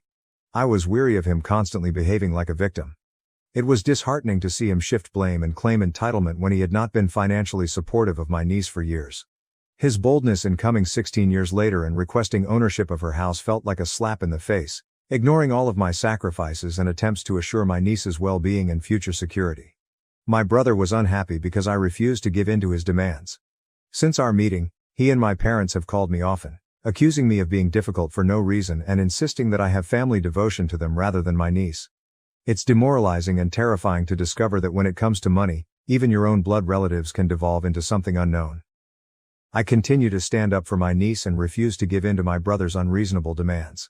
Update 1. First and foremost, I am astounded by how kind everyone has been in my DMs and comments. Thank you for making me grin. Second, I can't tell you how many women have contacted me, giving their own stories and saying how closely they connect to what Sil went through. I wish I could give every one of you a great, tight embrace and relieve your anguish. Sexual assault is one of the most horrible things that can happen to a woman, and I wish someone could have helped Sil at the time. She wasn't a bad person, and she didn't deserve what she went through. It's unfortunate that I have to defend her, but just because you haven't suffered sexual assault doesn't imply others don't. Sil had demonstrated amazing courage following the first assault, but the second occurrence left her shaken, rightly so. She was immobilized in fear, as many sexual assault victims are. I wish she had felt comfortable enough to open up to me sooner, because I would have been there for her in every way. Knowing what she went through crushes my heart, and I wish I could have been there for her during those difficult days. To those who label Sil a cheater and question her narrative, I really pray you never go through such anguish only to have your truth challenged. If Sil had really had an affair, she may have instructed me to contact the man for custody after she died. Furthermore, if there had been an affair, the man would not have remained silent all these years, he would have most certainly come up, especially given how much money Sil left behind for her kid.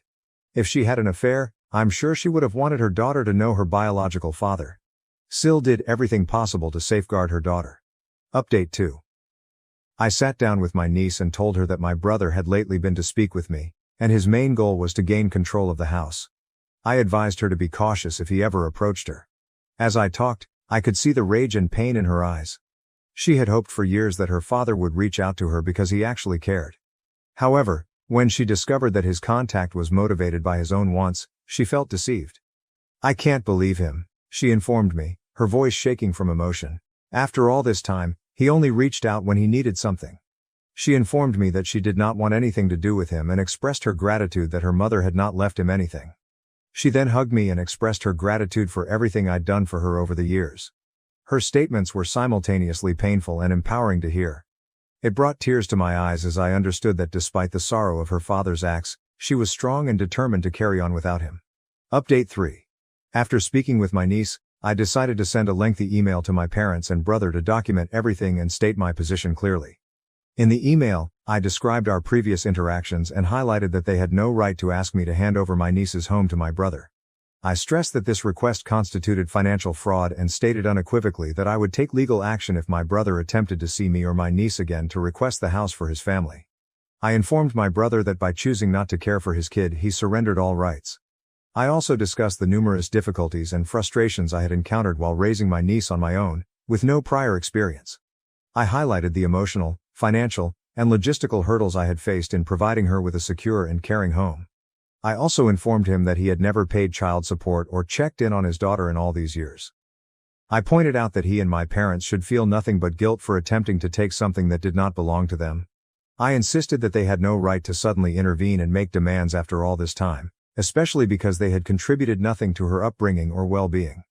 The email was detailed and sincere, reflecting the sacrifices I had made for my niece. I reaffirmed my resolve to protect her and honor Sil's wishes no matter what. My message was clear and unequivocal. They had forfeited their right to be a part of her life due to their negligence and lack of support, and they had no place in her future. I never received a response after submitting the email. However, my brother and parents have not contacted me again, which is satisfactory for me. The silence speaks volumes, and I'm happy to have some peace knowing they won't meddle with my niece's life anymore. My niece is now preparing for her prom and impending birthday celebration. Watching her manage these thrilling occasions makes me very proud. I am so proud of the woman she has become, and I can't wait to support her at every big milestone in her future. It makes me emotional just thinking about how much she has grown and how much she resembles Sil, especially in her lips and brows. Every day I see Sil's strength and tenacity in my niece, and I only hope that she will be as strong as her mother, no matter what she does. I overheard my fiancée say my money was the best part of me, so I humiliated her. She trashed my house, and now I'm taking her to court. I am now 29 years old, with an MBA and a very lucrative position in my father's firm. I know this makes me sound like a snobbish affluent kid, but please hear me out. Growing up we weren't doing well. We battled a lot, and our family was deeply in debt. I was young at the time, so I don't remember every detail, but my father made a highly hazardous loan with our house as security, which was the only valuable asset we had because it was his grandfather's. That money was what let him launch his business, and despite a tough start, things improved. It wasn't enjoyable at the time, but looking back, I'm thankful that I wasn't born with a silver spoon in my mouth. I believe it made me more down to earth and helped me understand the importance of hard effort. This experience prompted me to get an MBA because I wanted to contribute to what my father had established. While it may appear that I'm merely the son working in his father's company, benefiting from nepotism, I confess there is some truth to this, but I also know I'm there on merit. I worked hard and put forth my own effort to help the company flourish. As a result, my family and I are both financially secure. Because of this, I've become quite cautious in relationships, knowing that we didn't always have this money and don't want to wind up with someone who is only interested in my bank account. In my mid-20s, when things were going well, I dated a lot. Many of my dates did not even make it past the first date. I probably only went on a third date a few times. Then, 2.5 years ago, I met someone named Brianna, not her real name for obvious reasons. She was beautiful. When I saw her smile, I wanted to go say hello. I discovered she was a nurse, which made her even more appealing to me because it is a career I much admire. I asked for her phone number, and that was the beginning of our relationship. I've always been careful in relationships, and I approached them with the goal of determining whether the individual could be my future wife before taking things too seriously. I aim to make sure that money is only a minor part of the reason someone is with me.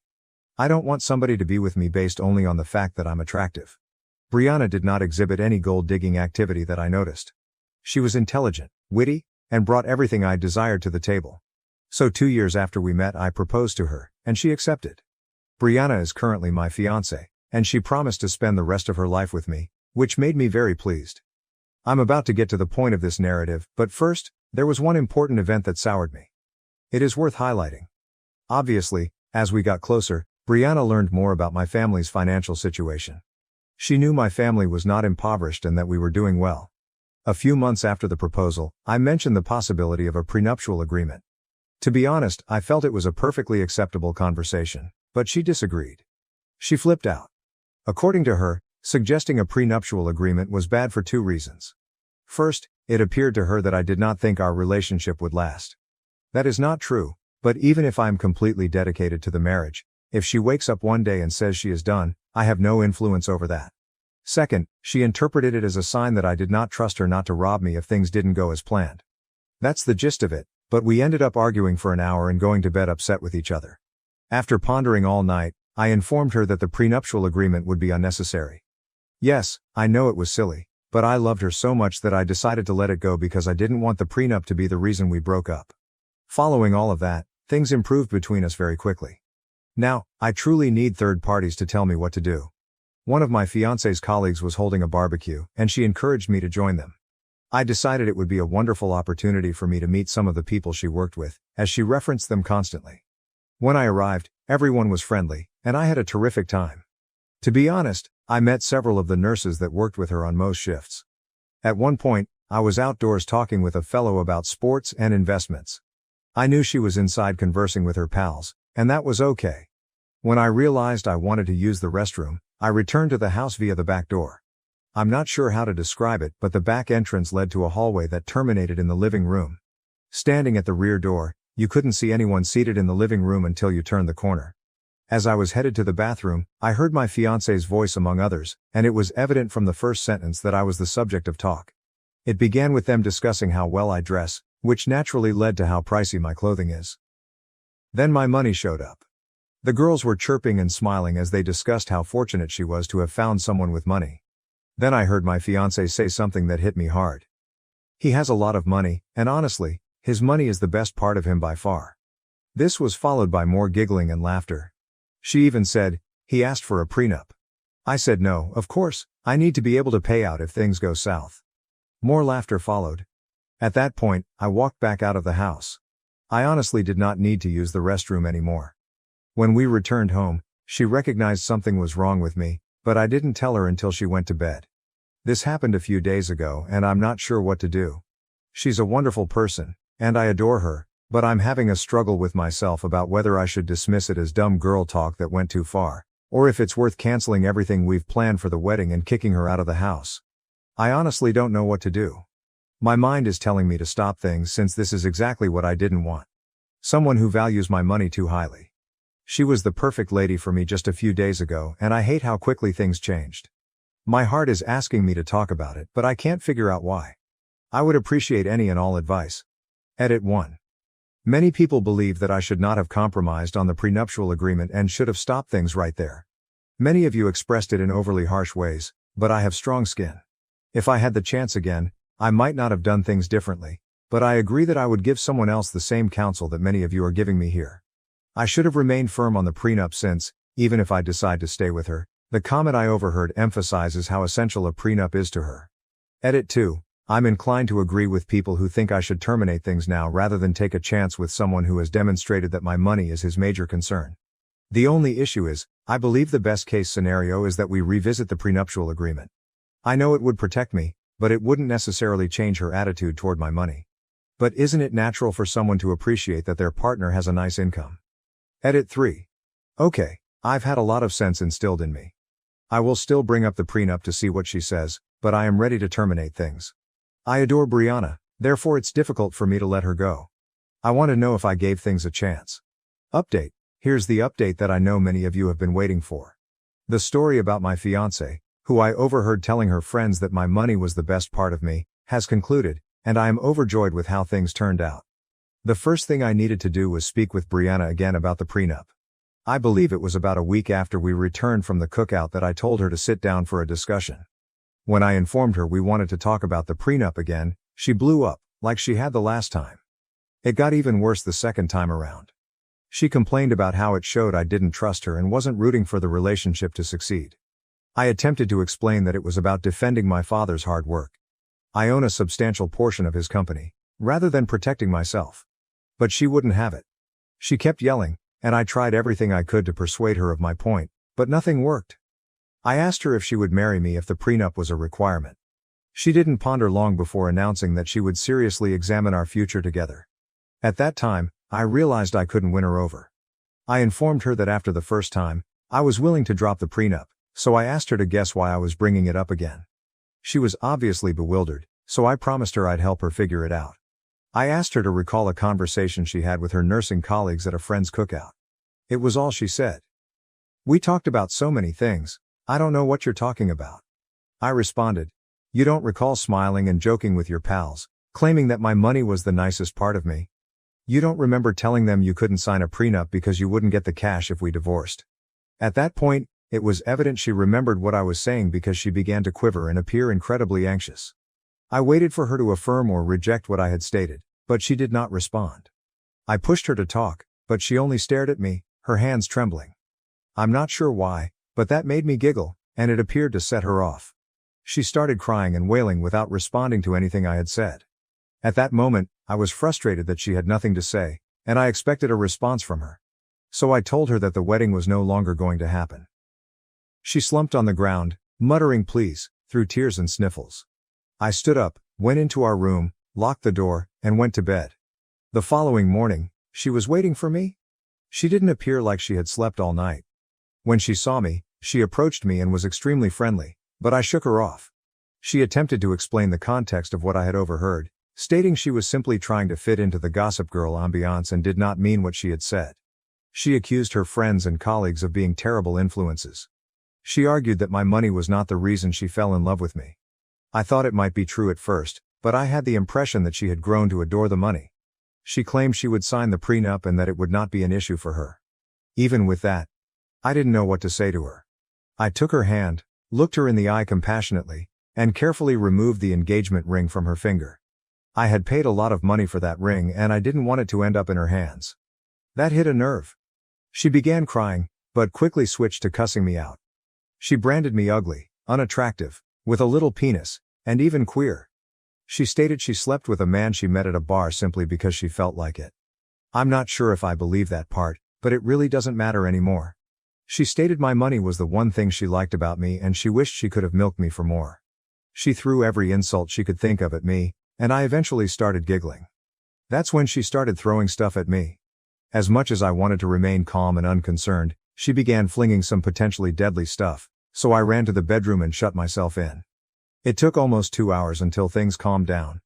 When I came out, she had left, but she had wrecked the entire apartment.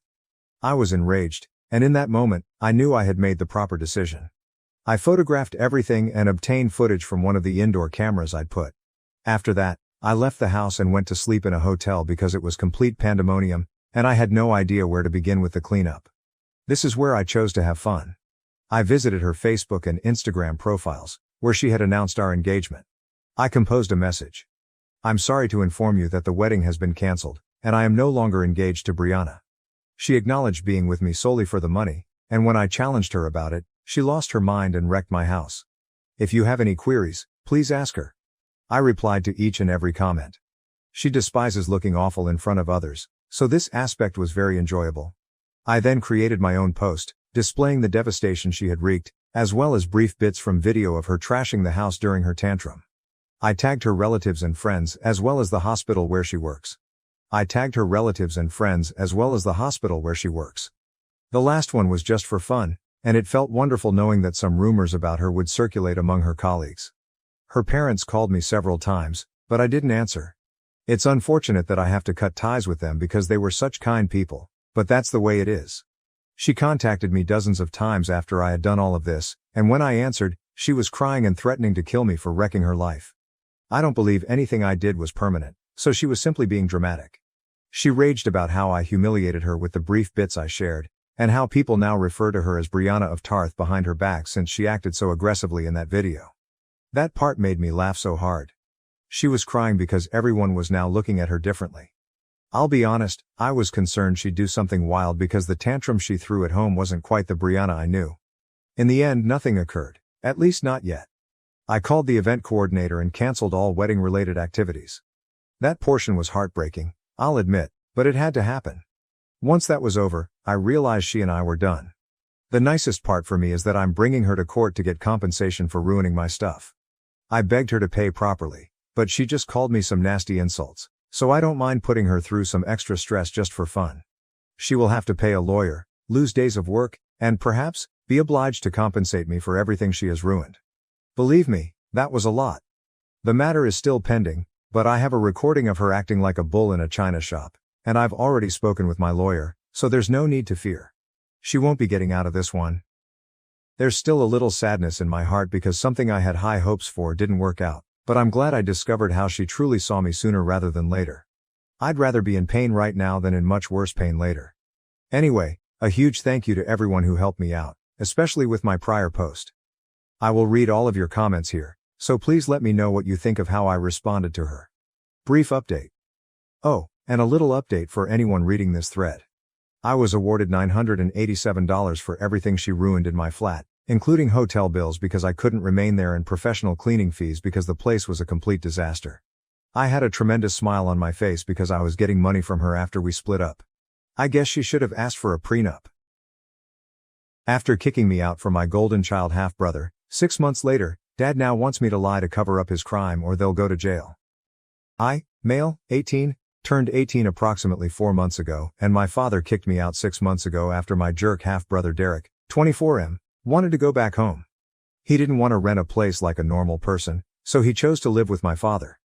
Derek is my father's kid from his first relationship, but Derek's mother and father split up soon after he was born, so they didn't have much of a relationship after that. Derek is much closer to my father than he is to his mother, So we spent a lot of time together growing up since he came over more frequently than was legally required under his custody agreement. I believe he was meant to spend half of the month with my father, but he was always present. Or maybe that's just my brain exaggerating things because I despise spending time with him, but my father compelled us to. I also know that he disliked me and considered me a threat. My mother died a few years ago following a lengthy fight with lung cancer, and that's when things started to go wrong between me and my father. Don't get me wrong, things had been awful between us since I was a child. I suppose my father didn't really want a child like me, or perhaps he didn't want a child in general. Whatever it was, he treated me strangely when I was younger, and it nearly always seemed like he didn't want me around. Most of the time, he was angry with me and yelled at me for little matters. He never showed me affection, and when I tried to win him over, he responded with indifference. However, Derek was a very different guy. When Derek was around the house, my father transformed into the best father in the world, doing everything I asked of him. He compelled Derek and me to spend time together despite the fact that we both expressed a strong dislike for each other. Derek did not like me because he regarded me as a threat, and I did not like him since he used to bully me as a child. He was always trying to fight with me and push me around just because he could. He felt he could get away with it since my father would never speak against him. When I complained to my father about Derek being harsh with me, he told me to toughen up and deal with it because, allegedly, that's how boys should play, and he didn't want me to grow up to be a pansy. I assumed it was what my father expected of me, so I gradually learned to swallow my pride and accept it. I would never fight back because I didn't want to upset my father, and I knew fighting with Derek was a definite way to get shouted at. It didn't matter whether Derek was screwing things up for me, whenever I battled with him, I was always in the wrong. My father didn't care about the story. Whatever happened, I was always the bad person. It was clear that my father had a favorite, and it wasn't me, not even for a second. He didn't think it was weird that Derek was picking on me, even though I was 6 years younger than him. Derek gradually modified his techniques of bullying me. When he began high school, he shifted to tormenting me with his pals because physically striking me was no longer effective as we grew older. Before that, school had been my safe haven because I was still in elementary school while he was in middle school, and we were in different buildings, so he couldn't reach me there. But after I started middle school, we were in the same building, and he and his cronies ganged up on me, constantly making fun of me. They even propagated malicious falsehoods about me, such as suggesting I was mentally handicapped. All the seniors recognized me as Derek's dumb younger brother. I'm not even kidding, that's what they used to call me. They would even call me slurs, which made things very tough for me. When kids approach middle school, they become more concerned with their reputation, so even my elementary school pals would no longer speak to me since I wasn't cool enough to hang out with them. It wasn't until Derek graduated that I got the school all to myself and could exist peacefully. I had a couple of friends, but most people just believed them, and I let them get away with it because I was so tired of fighting all the time that I couldn't bear to dispute. Things at home were exactly as horrible as they had always been since Derek and my father would never miss a chance to throw me down and make me feel like an idiot. The funniest thing was that I wasn't even an idiot. I received decent marks and excelled in science and other topics, but my father and Derek didn't care. Derek was a football player, but he was also a good student. You can imagine how difficult things must have been for me at home. Derek was everything I was not. Athletic, academically gifted, and exactly the kind of kid my father had always desired. On the other hand, there was me, who was completely average. They never failed to remind me of how insignificant and mediocre I was. My mother attempted to protect me most of the time, but my father was a real sweet talker, and he would convince her that what they said was just for fun and didn't mean anything. My mother, who was normally nice and sweet, was deeply in love with my father and never saw him for who he truly was. She did her best to protect me and I admired her efforts, but it wasn't enough. My father and Derek continued to bully me as long as they could. Finally, Derek left for college, and I felt relieved. My father was still present, but he was a lot less irritating to deal with without Derek continually picking on me.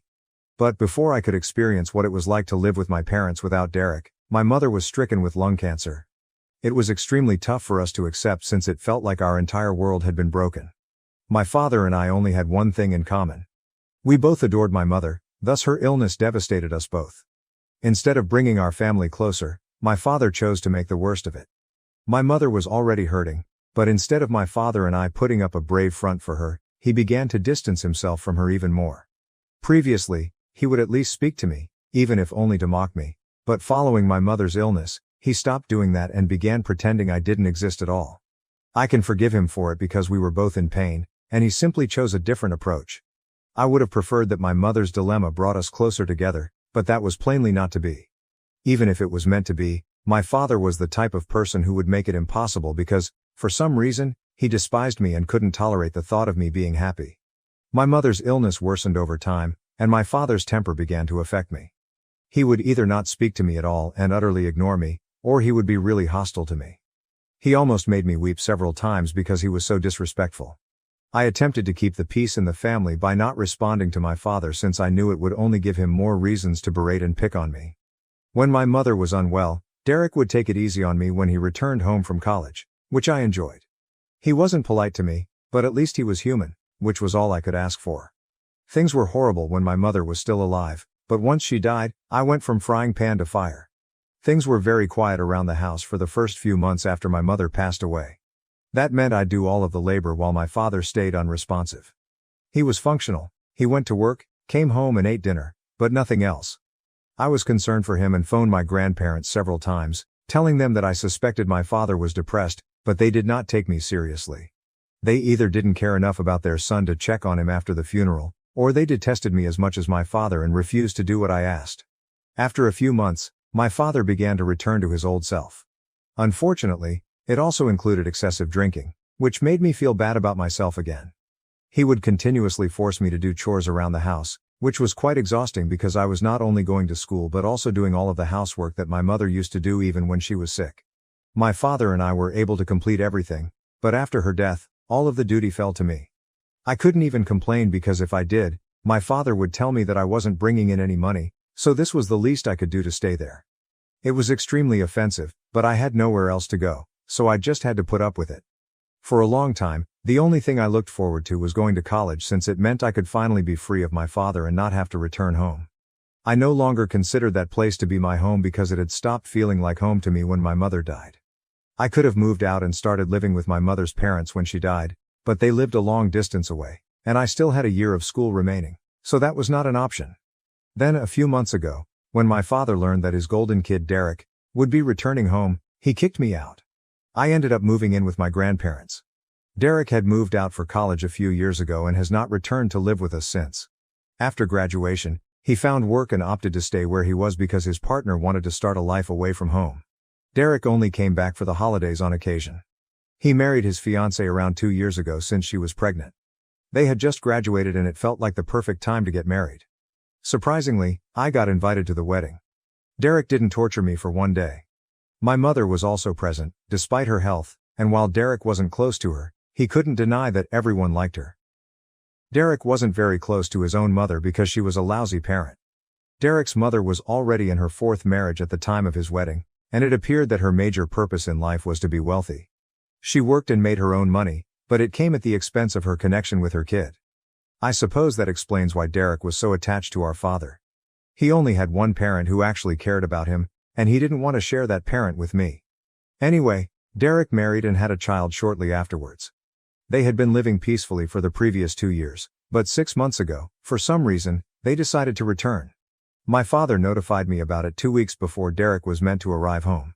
He was arrogant about it and sat me down one day to tell me I needed to find a place to live since Derek was returning. I had to give up my room. We had 3 bedrooms, so I questioned why they couldn't take the guest room. My father informed me that Derek and his wife would be living in the guest room and using my room as a nursery. It was allegedly important that I leave the house because I was about to turn 18 and become an adult. My father's insistence that I leave simply because Derek was relocating back with his family seemed unnecessary and selfish to me.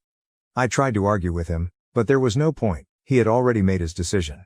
He gave me 2 weeks to leave and if I didn't, he said he'd contact the cops. I'm sure there was a legal way to challenge this, but I hadn't considered it at the time. I was terrified since I didn't trust my father and knew he was perfectly capable of kicking me out without warning. I scrambled to find a place and eventually decided to move in with my grandparents. I had resisted doing so because they lived so far away and I still needed to finish school, but I had no other choice. There were only a few weeks left in high school, so I was willing to take the chance. I moved out after a few days because I did not want to be present when Derek returned home with his wife and child. My father didn't seem to care when I moved out, and he didn't even say goodbye to me on the day I packed and left with the movers. My grandparents had come all the way to pick me up in their vehicle, and they were about to get into my father, but I told them it wasn't worth the hassle. It has been 6 months since that day, and I'm still living with my grandparents. I haven't spoken to my father since he kicked me out, and I had no intention of doing so again. I was meant to start college in a few weeks, and everything was already set up. I had absolutely no reason to speak with my father or Derek again. Unfortunately, they were the ones who had to contact me since something had happened, and they needed me to help them out. They paid me a visit a few days ago, which astonished me because I didn't expect them to contact me at all. Still, my grandparents let them in, and I decided to talk to them because they sounded desperate. I discovered that Derek had returned with his family because he had lost his job and was struggling to pay his rent, so he took the difficult decision to return. His wife was fine with it because she preferred to be a stay-at-home mother and did not want to work till their child was older, so this was their best option. When they returned, they anticipated to find work quickly, but that was not the case because none of the nearby businesses were hiring, and persons with Derek's skill set were extremely prevalent. He wasn't a spectacular candidate, either. My father somehow managed to secure him a position at the company where he worked. Neither of them were happy about it because it paid less than Derek's previous salary, but it was all they had, so they had to make the best of it. Derek had been stealing from the company for several months until it was discovered a few weeks ago. My father and Derek were both in trouble because their bosses suspected they were working together and threatened to sue them if they did not return the money immediately. The only reason they hadn't been sued yet was because it was a family business and the CEO was a close friend of my mother's. He hadn't filed a case against them for embezzlement yet because he respected her, but he wasn't going to wait long. My father and Derek asked me to help them. They asked me to say that they required the money for my college fund and had been stealing for the purpose rather than personal gain. My father hoped that this would persuade the CEO to be patient with them and give them more time to return the money. They knew they'd still be fired, but at least they wouldn't go to prison. They were counting on me to assist them and build the ideal picture of the poor, innocent victim. I could not believe they had the arrogance to ask for this after how they had treated me my entire life. I answered no almost instantly, without even thinking about it, because their plan was stupid, and I didn't want to be a part of that. When I informed them I wasn't interested in assisting them, they became irritated and told me I had to since there was a very real possibility they would wind up in jail. They stated I couldn't allow an old grudge to spoil their lives. I told them it wasn't a little grudge and it surely wasn't from years ago. My father had only recently kicked me out, and it hadn't even been a year, so I'd consider it rather recent. But that wasn't the only reason I didn't want to aid them. I thought their scheme was dishonest, and I knew the guy my father worked for. As I already stated, my mother and he were very close friends and he really liked me. He and my mother had grown up together, and I used to address him as uncle whenever he was over. Even at my mother's funeral, we had a pleasant chat and liked one another. I moved out after a few days because I did not want to be present when Derek returned home with his wife and child. My father didn't seem to care when I moved out, and he didn't even say goodbye to me on the day I packed and left with the movers. My grandparents had come all the way to pick me up in their vehicle, and they were about to get into my father, but I told them it wasn't worth the hassle. It has been 6 months since that day, and I'm still living with my grandparents. I haven't spoken to my father since he kicked me out, and I had no intention of doing so again. I was meant to start college in a few weeks, and everything was already set up. I had absolutely no reason to speak with my father or Derek again. Unfortunately, they were the ones who had to contact me since something had happened, and they needed me to help them out. They paid me a visit a few days ago, which astonished me because I didn't expect them to contact me at all. Still, my grandparents let them in, and I decided to talk to them because they sounded desperate. I discovered that Derek had returned with his family because he had lost his job and was struggling to pay his rent, so he made the difficult decision to return.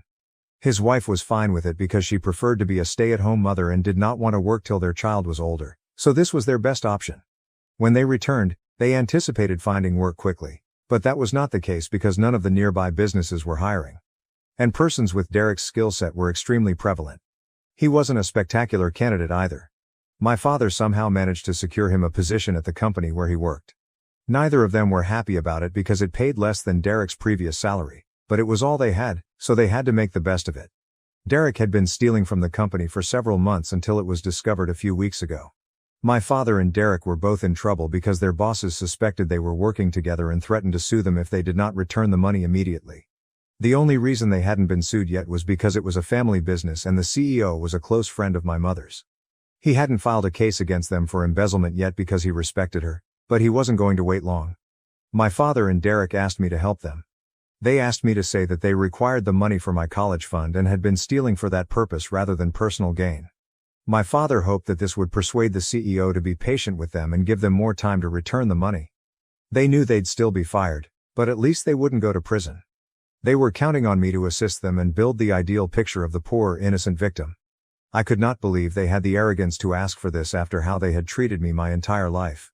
I answered no almost instantly, without even thinking about it, because their plan was stupid, and I didn't want to be a part of that.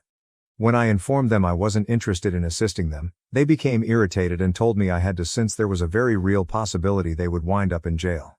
They stated I couldn't allow an old grudge spoil their lives. I told them it wasn't a little grudge, and it surely wasn't from years ago. My father had only recently kicked me out, and it hadn't even been a year, so I'd consider it rather recent. But that wasn't the only reason I didn't want to aid them. I thought their scheme was dishonest, and I knew the guy my father worked for. As I already stated, my mother and he were very close friends, and he really liked me. He and my mother had grown up together, and I used to address him as uncle whenever he was over. Even at my mother's funeral, we had a pleasant chat and liked one another.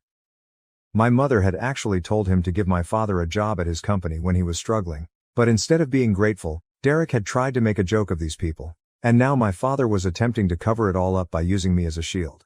I thought that was quite low, and I couldn't in good conscience be a part of it. So I informed them that it would be in their best interest to simply pay off whatever amount they had stolen rather than try to cover it up with more lies, since I was not going to side with them. They might land up in jail if they tried to deceive him again. In truth, they should have been pleased that they were given the opportunity to repay the money and avoid a lawsuit, which they would almost certainly lose. That would jeopardize their future since they would undoubtedly go to jail. They had no idea how simple things were for them right now, or how complicated things would become if they carried out their mad plan. I tried to explain it to them, but my father became enraged and refused to listen to my speech. If I wanted to help them, I would support their strategy rather than give them useless advice. So I informed him I was not going to be a part of this, and to my astonishment my father began crying. I'd never seen anything like this before, and it made me very uneasy. He informed me that he had been banking on me because, at the end of the day, I was his son, and that no matter what had happened in the past, he would have supported me if I had been in a similar situation. He stated he expected the same from me because this was such a big matter, and he didn't want to go to prison. Derek felt the same way and urged me to help them since he knew I was popular among my mother's friends and was the only one who could help them. My mother would have made things much easier, but now that she was gone, I was the next best person to deal with it, and they relied on me. It was difficult, but I still had to decline them. I pushed them to come clean and pay back the money they owed. They were enraged and claimed that the only reason I was screwing them over was because they used to tease me when I was younger, and they were dissatisfied with how I handled things today. They departed after that, but I'm still thinking about it and the guilt is eating at me. I keep picturing them in jail, and it just doesn't seem right. At the same time, I do not want to be a part of something unlawful or immoral. It would be an insult to my mother since I would be using her friendship to manipulate a very close friend of hers.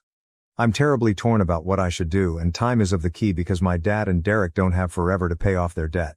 So am I a jerk for refusing to lie and cover up for my father and half-brother, who have bullied me my whole life? Update 1. I've made a decision, and I believe I'll keep not assisting them out. Not only is it immoral and unethical, but it is also unlawful. And I refuse to be a part of it. If my father and Derek want to stay out of jail, they will have to handle this themselves. It's not like they're in mortal peril. They've been offered the opportunity to make things right, repay the money Derek stole, and get out of this without jeopardizing their image. They can choose to return all of the money and handle this themselves, so I have no cause to feel guilty. The majority of the comments here urged that I keep out of this, not just because my father and Derek were terrible people, but also because what they were doing was horrific, and I wouldn't be able to carry it on my conscience and move on as they would. We're clearly not made of the same stuff, and I wouldn't want to do something like this, which is why I've decided to keep out of it. If they contact me after this, I will block them.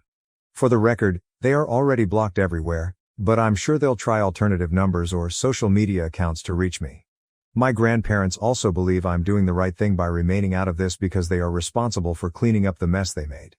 It makes no sense to expect anything from me after how they've treated me for so long. Update 2. Hi. So, as expected, my father texted me today. He last visited me 8 days ago and we haven't spoken since. As I already stated, he called me from a different number that I was unfamiliar with and I answered the phone unintentionally. I hung up as soon as I heard my father's voice on the other end, but I was a little slow to block him, so he was able to text me. In the message, he claimed he understood I didn't want to talk about it any further, but he and Derek were in serious difficulty and needed my help. He claimed that their employer was constantly breathing down their necks, threatening to sue if they did not refund the money. It made me feel guilty, but I texted him back and told him that I would not be assisting them and that he should start searching for alternative ways to refund the money rather than avoiding the matter. I then blocked him, hoping he understood where I was coming from. Even if he doesn't, I hope he does the right thing. I don't want to have a father in prison. Update 3. Hey, I haven't heard back from my father yet, but my grandparents contacted my mother's friend, the CEO, to inquire about his plans. We hadn't contacted him previously because he's a busy man, and we didn't want to press him too hard, but we wanted to know what was going on because communicating with my father or Derek was no longer an option. So my grandfather spoke with him, and he informed us that he intended to file a lawsuit if he did not receive the money back within a few months. He claimed he was willing to let everything go due to his friendship with my mother, but he couldn't forgive the debt. Honestly, I respected that. He was much more tolerant than most people would have been in this position. He even apologized to me, saying he was sorry for what was occurring, but I told him it was no big deal because I no longer live with my father, and honestly, my father deserves it. We don't know what will happen, but I believe my father is wise enough to realize that he needs to repay the money in some way to avoid going to jail. It will take some time, but I'm confident they will work it out, and I won't have to worry. I also had a long conversation with my mother's buddy, who informed me that before she died, my mother had spoken with him and stated that if I ever wanted to intern anywhere for some fast cash or simply get a job in general, his door was always open. That's good to know, and I'll keep it in mind for the future. Even after she's gone, my mother still looks out for me, which makes me very happy. 15 years as a stepmom, never felt like family. Until my stepkids had children, and what happened next transformed our relationship completely. I'm Stacy, 42F, and I never anticipated I'd be in this situation. My husband Harry, 46, and I have been married for 15 years, but our journey began much earlier. We met in a local coffee shop, where I was working part-time while finishing off my social work degree. Harry was a regular client who usually ordered the same thing, a big black coffee and a blueberry muffin. He'd walked in with his twins, Lucas and Lydia, now 25, who were just 7 at the time. I recall when I first saw them. Harry appeared fatigued as he tried to manage 2 rambunctious children while balancing his briefcase and coffee. I offered to help them transport their snacks to a table. That tiny act of compassion started a conversation, and we became friends over the course of a few months. Harry revealed to me that he was a widower. His wife Anna died when the twins were just 3 years old. She was diagnosed with an aggressive form of breast cancer shortly after giving birth and died after receiving significant treatment. Harry was left to raise 2 toddlers alone while also working as a high school history teacher. As our friendship expanded, so did my feelings for the twins. They were adorable children, but I could see the pain and confusion in their eyes. Lucas was shy and reserved, constantly sticking to his father's side, whilst Lydia was more gregarious but prone to dramatic outbursts. I began to look forward to their visits, even on my days off. It took Harry about a year to ask me out on a proper date. We were both scared about dating again after losing his wife, and I was concerned about potentially disturbing the lives of 2 children who had already been through a lot. However, we decided to give it a try. Our bond developed slowly. We were careful not to rush anything, especially with the twins. I didn't see them as Dad's girlfriend until we'd been together for 6 months. Even then, we kept things casual by going to the park or watching movies at home. The first major challenge occurred when Harry asked me to move in with them after we'd been dating for 2 years. The twins were 9 years old at the time, and their opinions were varied. Lucas withdrew even farther, not speaking with me for weeks. Lydia, on the other hand, was thrilled at first but then began acting out, screaming tantrums and refusing to follow the rules. It was a hard moment. I was trying to find my position in this ready-made family while still honoring Anna's memory. Harry and I had numerous late-night conversations about how to address the matter. We even contemplated marital therapy to help us navigate this unfamiliar territory. Things gradually improved. I made an intentional effort to spend one-on-one time with each twin. I realized Lucas had a passion for making model airplanes, and we began working on projects together. I signed Lydia up for a pottery class, which became our Saturday morning tradition. When Harry proposed a year later, we sat down with the twins to discuss it before I responded. We wanted them to feel included in the decision-making process. It was not a simple chat. Lydia wondered if this indicated I was attempting to replace their mother. Lucas wondered if they'd have to call me Mom now. We informed them that I was not trying to replace Anna and that they could call me whatever they wanted. Finally, they granted their blessing, and we were married in a simple ceremony in our backyard. Our only attendants were the twins, Lucas as best man and Lydia as maid of honor. It wasn't ideal, but it was appropriate for our family. The years that followed were filled with both delight and challenges. We had our fair share of family trips, movie nights and holiday celebrations, but we also coped with the twins' adolescent rebellions, academic challenges and the constant grieving process as they got older and learned more about the mother they had lost. I did my best to be present for them without overstepping. I helped with their homework, went to their school events, and even learned how to make Anna's renowned chocolate chip cookies from an old recipe card. There were times when I felt like a member of the family, such as when Lydia asked me to help her shop for her first bra or Lucas confided in me about his first crush. But there were moments when I felt like an outsider. Every year on Anna's birthday, the three of them went to her grave, while I stayed at home. Family gatherings with Harry's parents frequently included reminiscing about Anna, and I felt embarrassed not knowing how to contribute. Despite these hurdles, we were able to build a nice friendship throughout the years. It wasn't ideal, but we made it work. I'd always hoped they'd regard me as more than just their father's wife, perhaps even as a parental figure, but I knew that might not happen. Fast forward to the present day, Lydia welcomed her first kid, a lovely baby girl, last month. She and her husband Jake, 26M, named her Annabelle. Lydia shared a touching post on social media about how they chose the name to honor her late mother, Anna, and Jake's grandmother, B. I was truly thrilled for them. I recall holding Lydia's hand through her wedding day nerves, and now she is a mother herself. But reading the comments made me feel a twinge of hurt. Friends and family commented on how lovely it was that they honored both grandmothers. It dawned on me then that, in their views, I was not regarded as a grandma at all. I did not want to cause a fuss. I didn't want to take away Lydia and Jake's special time. So I liked the post, made a congratulatory comment and tried to put my emotions aside. A week later, we had a family meal to commemorate the new arrival. Lucas was there with his wife, Emma, 24F, who is expecting their first kid in a couple of months. During dinner, Lucas casually remarked that they were thinking of naming their baby after Harry if it was a male or Emma's mom if it was a girl. I felt the usual agony again, but smiled and nodded in unison with everyone else. After dinner, while Harry and the kids were gushing over newborn Annabelle in the living room, I went out onto the porch for some fresh air. My sister, Jenny, 39F, was visiting and followed me out. Jenny and I have always been close, and she has been my confidant throughout this process of becoming a stepmother. She sensed something was wrong, and after some probing, I confided in her. I told her how I felt left out, how even after 15 years, I felt like an outsider in my own family. I said that while I realized it was ridiculous to be offended over baby names, it further reinforced the reality that the twins would never genuinely see me as family. What I didn't realize was that Harry had come looking for me and overheard some of our talk. He waited until Jenny walked inside before confronting me. He was furious that I hadn't told him about my feelings, arguing that as my husband and the twins' father, he should have been the first to know. I attempted to explain that I didn't want to burden him or cause problems for him and the kids. I realized there was nothing I could do because sentiments and relationships cannot be forced, but Harry insisted on talking to the twins about including me more. I begged him not to, knowing it would only make things awkward and perhaps harm the bond we already have. Harry accused me of concealing secrets and claimed he had the right to know what was going on in his family. We ended up having a heated disagreement, with him accusing me of being selfish for not confiding in him, and me believing he was entirely missing the issue. Things have been tight at home.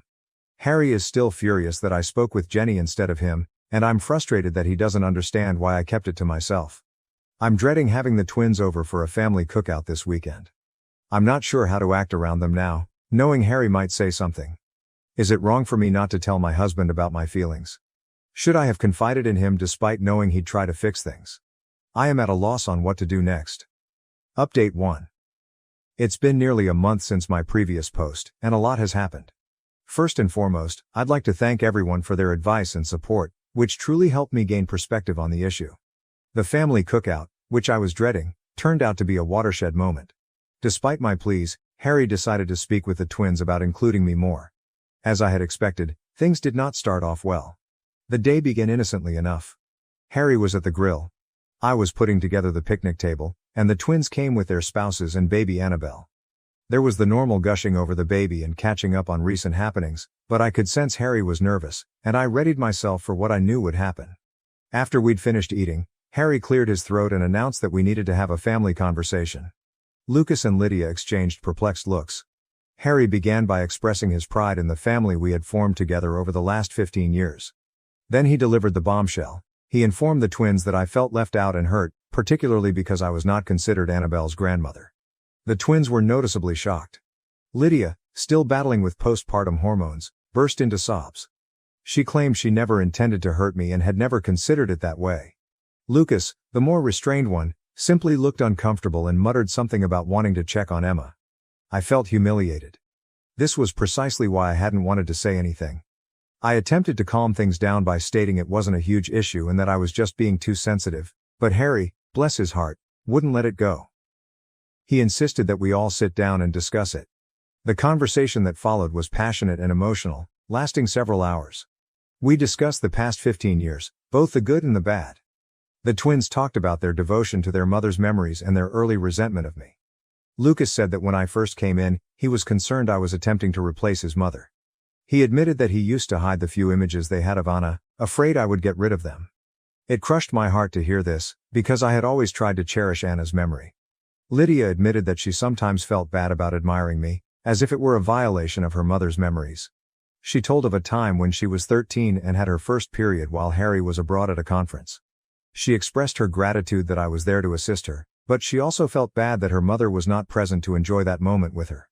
I confessed my personal insecurities and my ongoing struggle to find my position within the family. I told them about the times I'd stayed up late to help with school projects, the soccer games and dancing recitals I'd attended, and how pleased I was of each accomplishment. But I also admitted to feeling hurt when I was presented as Dad's wife, rather than as a parental figure. To my amazement, Lucas and Lydia had no idea how I felt. They revealed that they had always seen me as a positive influence in their life, but they had no idea how much I had spent emotionally. We all cried a lot that day. It was difficult, but also cathartic. By the end, we had come to a new understanding. The twins realized that while I could never replace their mother, I had been a consistent and loving presence in their lives. They apologized for not acknowledging my role more clearly. I apologized for not articulating my feelings more effectively throughout the years. We all decided that in the future, we would make a greater effort to communicate our gratitude to one another. The BBQ concluded on a considerably lighter note than it began. Lydia grabbed me hard as they left, whispering, "We love you, Stacy. You are family, and always have been." Since then things have changed. There is a new openness in our connections. Lucas and Emma have started asking for my advice on baby names, and Lydia has been sending me photos of Annabelle on a regular basis, frequently with notes like, "Grandma Stacy's little angel." Lydia called me last week in a panic because Annabelle was running a high temperature. She said, "Mom, I don't know what to do." It was the first time she'd ever called me Mom, and while she was probably too stressed to notice, it meant the world to me. After everyone had left, Harry and I had a private conversation. I explained why I had been hesitant to express my sentiments to him, and he apologized for reacting so passionately.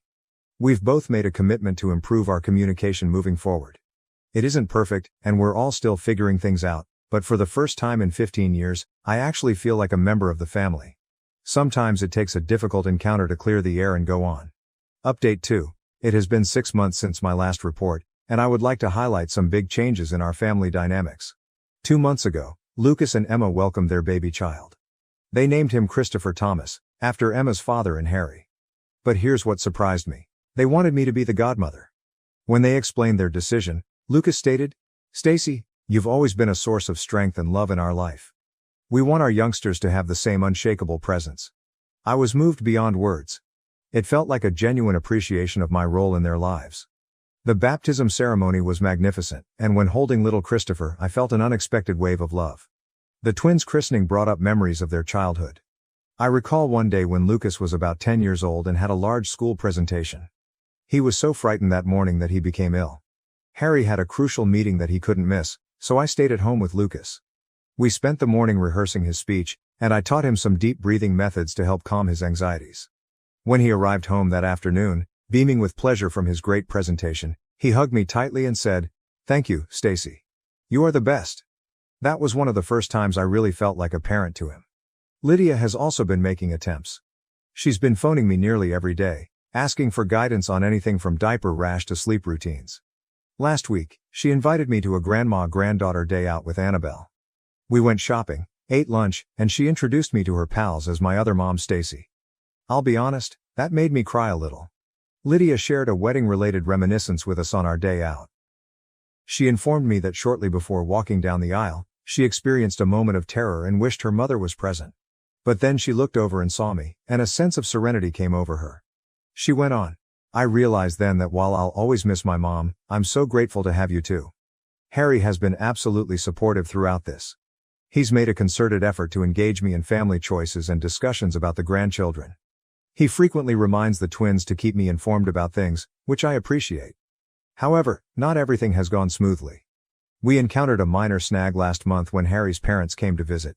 They made some casual remarks about how fortunate the twins were to have their real grandparents around.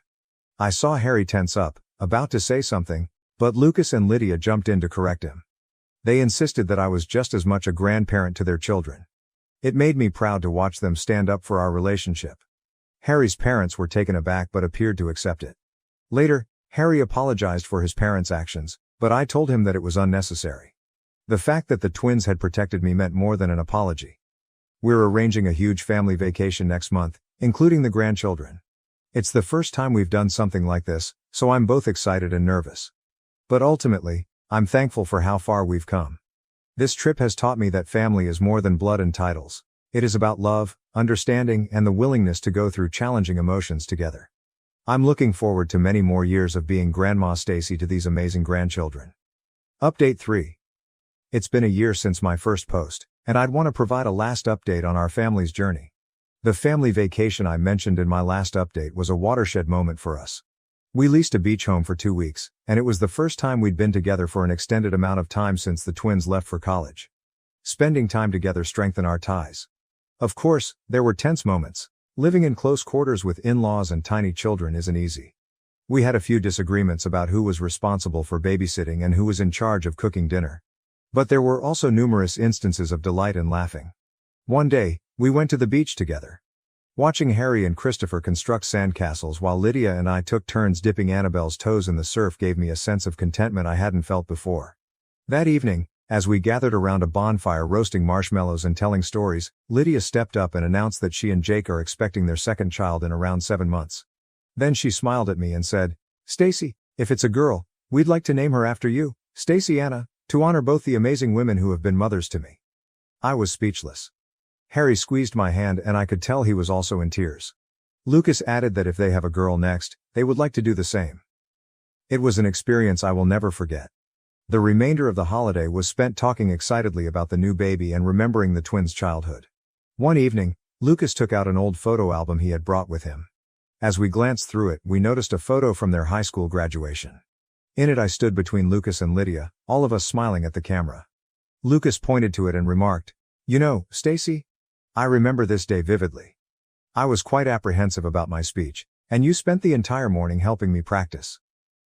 I could not have done it without you." Since returning from vacation, our relationships have only gotten stronger. The twins frequently joke about their children having 3 sets of grandparents. Harry's parents, their in-laws, and ourselves. They ensure that we are all equally involved in our grandchildren's lives. Last month, when Christopher took his first steps, Lucas made sure to FaceTime us so we could see it live. Lydia contacted me in tears last week because Annabelle had said her first word, Nana, as she calls me. Throughout all of this, Harry and I have become closer. He has told me several times that he is proud of how I have handled everything and that he is grateful for the love I have offered his children throughout the years.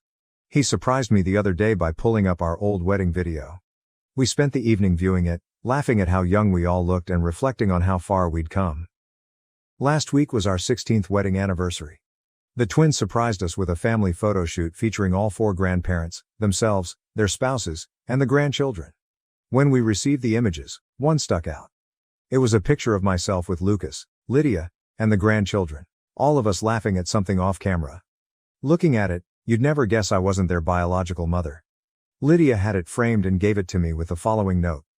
"To the woman who chose to love us, thank you for being our bonus mom. We love you." As I sit here writing this, with the photo on my desk, I am overwhelmed with thankfulness. This path has not been simple, but it has been extremely rewarding.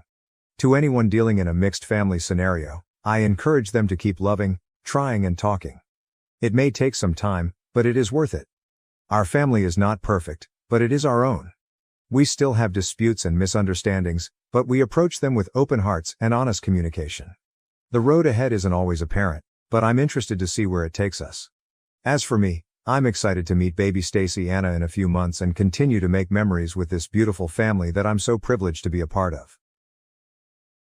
My infertile sister-in-law attacked me at my baby shower. Now she wants to meet my daughter after losing her own baby. I've been married to my hubby, Sam, 34M, for 7 years. We met at a mutual friend's wedding in 2016. I was a bridesmaid and Sam was a groomsman. We were matched to go down the aisle together and there was an instant connection between us. Following the wedding, we spent the entire reception chatting and laughing. By the end of the night, we had swapped numbers and planned our first date. Following that, our relationship swiftly progressed. We learned we had a lot in common, including a passion for hiking, a similar interest in true crime podcasts, and a desire to create a family eventually. After a year of dating, Sam proposed during a twilight trek on our favorite trail. 6 months later, we celebrated a gorgeous fall wedding with our closest friends and family. We knew we wanted children from the outset. We began trying for a baby shortly after our honeymoon. At first, it was exhilarating.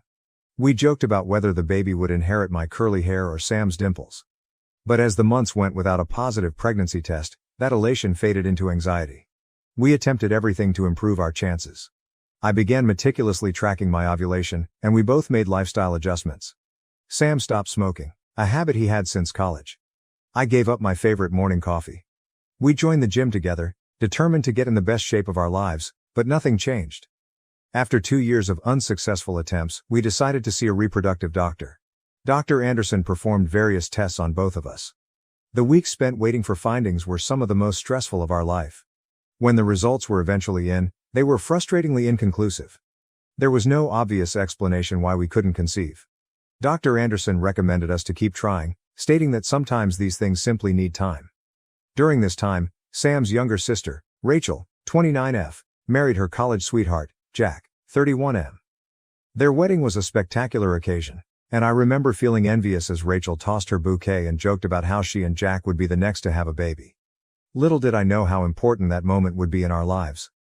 As our struggle to conceive progressed, we began to feel isolated from our friends and family. It appeared that everyone around us was having babies effortlessly. Our social media accounts were flooded with pregnancy announcements and baby images, and each one felt like a hit in the gut. We began declining invites to baby showers and first birthday parties, finding them too hard to attend. After 5 years of trying, it finally happened. I was a week late, but I was reluctant to take a test because I didn't want to be disappointed again. Sam finally bought a pregnancy test and pushed me to use it. When those 2 pink lines emerged, we both erupted into tears of happiness. We must have taken 5 additional exams just to be certain. Given our background, we chose to wait until 12 weeks to announce the pregnancy. The weeks spent concealing our secret were both thrilling and terrible. Every sensation or wave of discomfort pushed me into a frenzy, fearing something might go wrong. But when our 12-week scan revealed our tiny bean dancing around on the screen, we realized it was time to express our delight. We announced our pregnancy during a family meal. Sam's parents were having their annual summer barbecue, which seemed like an ideal chance. When we announced the news, the response was extraordinary. Sam's mother burst into delighted tears, his father hugged him tightly, and my parents could not stop smiling. It was a magnificent moment that I will remember forever. Despite the excitement and congrats, I couldn't help but observe Rachel's reaction. While everyone else was rejoicing, she remained sat, her expression unreadable. When she eventually came over to congratulate us, her hug was stiff and her grin couldn't reach her eyes. I dismissed it at the time, figuring she was simply stunned by the news. As my pregnancy progressed, we began to prepare for our baby's birth. We transformed our home office into a nursery by painting the walls in a gentle mint green. Sam's father assisted us in assembling the crib, which turned out to be a full-day event complete with pizza and non-alcoholic beverages for me. My mother and I spent weekends shopping at thrift stores seeking one-of-a-kind, vintage-inspired baby outfits. Rachel's behavior remained unusual during this period. She rarely inquired about the pregnancy, and when she did, she frequently used a negative tone. When I was showing Rachel a beautiful hand-knitted blanket created by my grandmother, she said that it was a shame to put so much effort into something that would most likely be spit up on. Despite Rachel's attitude, we tried to involve her in the prenatal process. We invited her and Jack to our gender reveal celebration, where we learned we were expecting a girl. Rachel arrived late, barely chatted with anyone, and left early, stating she had a headache. As my due date approached, Sam's mother volunteered to throw us a baby shower. We were delighted by her offer and gladly accepted. The day of the shower arrived, and our house was packed with friends and family eager to celebrate our soon-to-arrive baby girl. Rachel arrived an hour late, clearly upset. Without saying anything, she pushed a gift into my hands and walked directly to the food table. Throughout the celebration, she made snarky remarks about the decorations, games, and even the gifts that others brought. I overheard her tell Jack that the entire affair was tacky and over the top. When it came time to receive gifts, everything went downhill quickly. Rachel's face darkened as I unwrapped each item and thanked the donor. When I unwrapped her gift, a simple white onesie, she stood up and exclaimed, "This is so unfair." The room fell hushed as Rachel continued her diatribe. She ranted about how she had been trying to conceive for years, how she deserved to be a mother more than I did, and how unfair life was. Then, to everyone's surprise, she grabbed the cake knife off the table and lunged at me. Fortunately, Sam's quick reflexes saved the day. He managed to grab Rachel's arm before she could get to me. During the ensuing turmoil, someone contacted the police. Rachel was arrested for attempted assault, and the baby shower ended abruptly. I was shaken to my core. The notion that my sister-in-law had attempted to hurt me and possibly my unborn kid was beyond comprehension. Sam was heartbroken, split between concern for me and disbelief over his sister's behavior. Following the incident, Jack begged us not to press charges. He explained that Rachel had been dealing with infertility and despair, and that she was not in her right mind. But Sam and I couldn't let it go. We chose to press charges because we felt Rachel ought to face the consequences of her actions. Rachel is currently in jail awaiting trial, and our family is torn apart. Some family members believe we are being overly harsh and should dismiss the charges for the sake of family harmony. Others agree with our conclusion, claiming Rachel's acts were reprehensible regardless of her mental state. I can't help feeling guilty.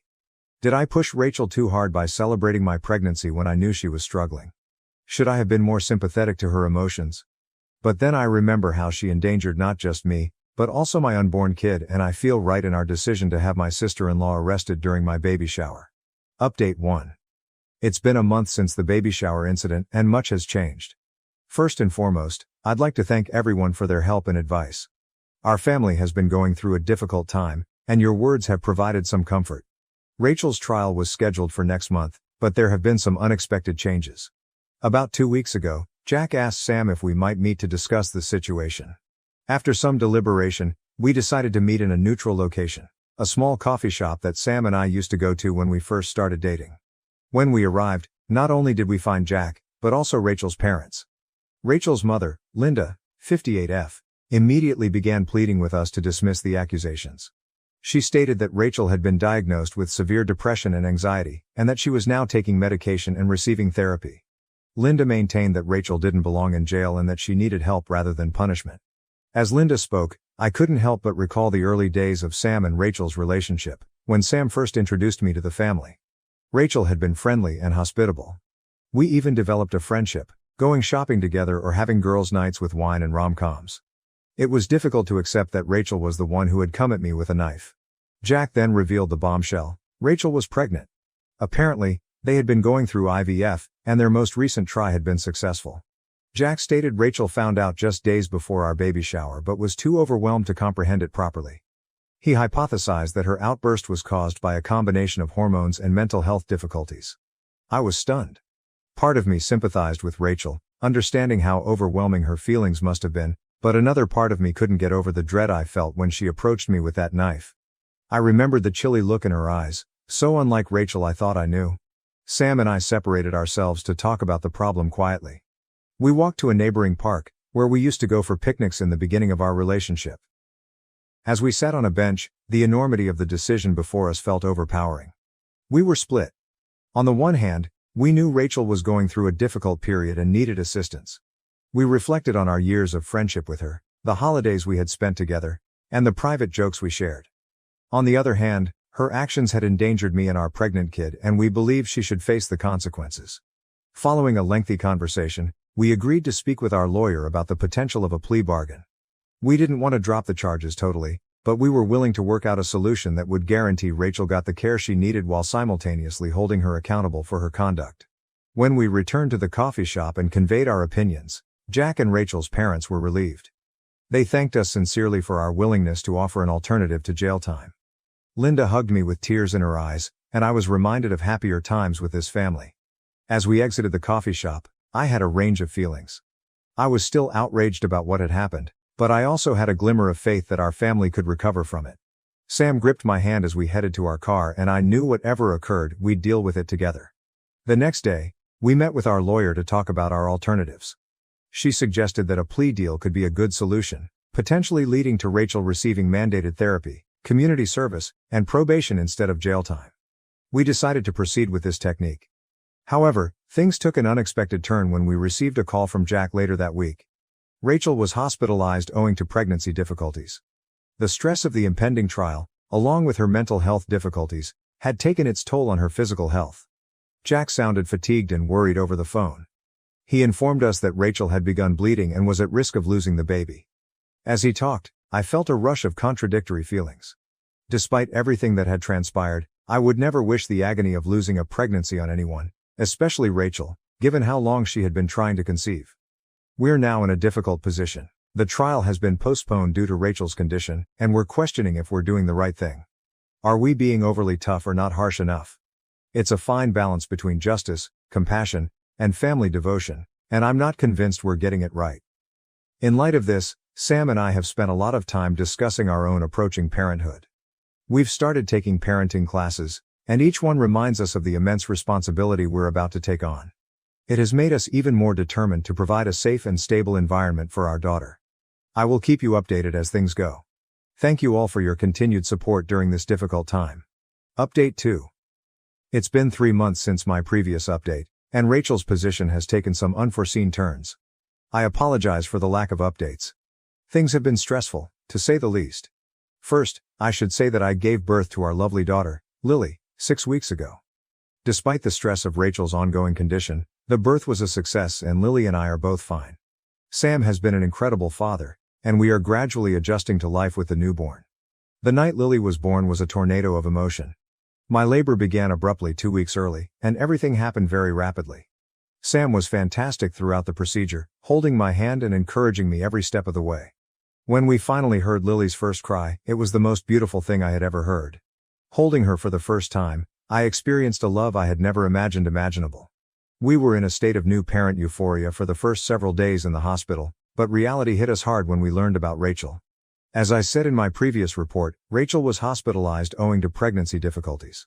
Unfortunately, despite her medical team's best efforts, Rachel lost the baby at 16 weeks. It was a heartbreaking blow for her and Jack, sending shockwaves throughout the family. I recall when Sam broke the news to me. We were in our hospital room, with Lily resting soundly in her bassinet. Sam's face paled as he recounted the information he had just received from his parents. My heart fell. Despite everything that had occurred between us, I would never wish such suffering on anyone. Rachel's mental health deteriorated significantly following this catastrophe. She was admitted to a mental health hospital for intensive therapy. Given the circumstances, our counsel told us that pursuing the charges at this time was unlikely to be in anyone's best interests. After much deliberation and soul-searching, Sam and I agreed to drop the charges. It was not an easy decision, and part of me is still conflicted about it. However, witnessing Rachel in such a vulnerable situation made us understand that what she requires right now is assistance and support, not legal punishment. We made it plain to Jack and Rachel's parents that our choice was subject to certain conditions. Rachel must continue her therapy and treatment, and she is not permitted to have any unsupervised contact with us or Lily until her therapist deems it acceptable. They gladly accepted these stipulations. The family has had a mixed reaction to our decision. Sam's parents are relieved and thankful, hoping that this is the first step toward reconciling our shattered family. When we told Linda about our decision, she gave us a grateful expression. She hugged both of us, tears running down her cheeks. My parents, on the other hand, are concerned that we are being overly indulgent, leaving ourselves open to potential problems with Rachel. My father, in particular, was upset. He reminded me of the fear and tension I had felt during my pregnancy as a result of Rachel's conduct. It took a long conversation to help him grasp our point of view. Sam and I are attempting to focus on our new life with Lily. We have strengthened our home security by installing cameras and a new alarm system. It may appear paranoid, but given what transpired, we believe it is vital for our peace of mind. Jack has kept us posted on Rachel's progress. She is still at the psychiatric facility, but she is allegedly making slow but steady improvements. He claimed that she has expressed tremendous regret for her conduct during the baby shower, but we have not heard from her personally. I'm still processing my emotions about everything that has transpired. While I'm delighted we made a decision that could perhaps assist Rachel and heal our family, I can't get over my anxiety and distress. I'm not sure if I'll ever be able to completely forgive Rachel or feel safe around her again. For the time being, we're taking things day by day and focusing on Lily and our small family. The future of our relationship with Rachel is uncertain, but we believe that with time and continuing therapy, some type of reconciliation is possible. Update 3. It's been 6 months since my last update, and I'd like to provide some last views on the situation. A lot has changed, and I believe this may be my final post regarding this phase of our lives. Lily is 7 months old and the light of our lives. She's starting to crawl and babble, and each day is a new adventure. Sam and I are fatigued, but happier than we have ever been.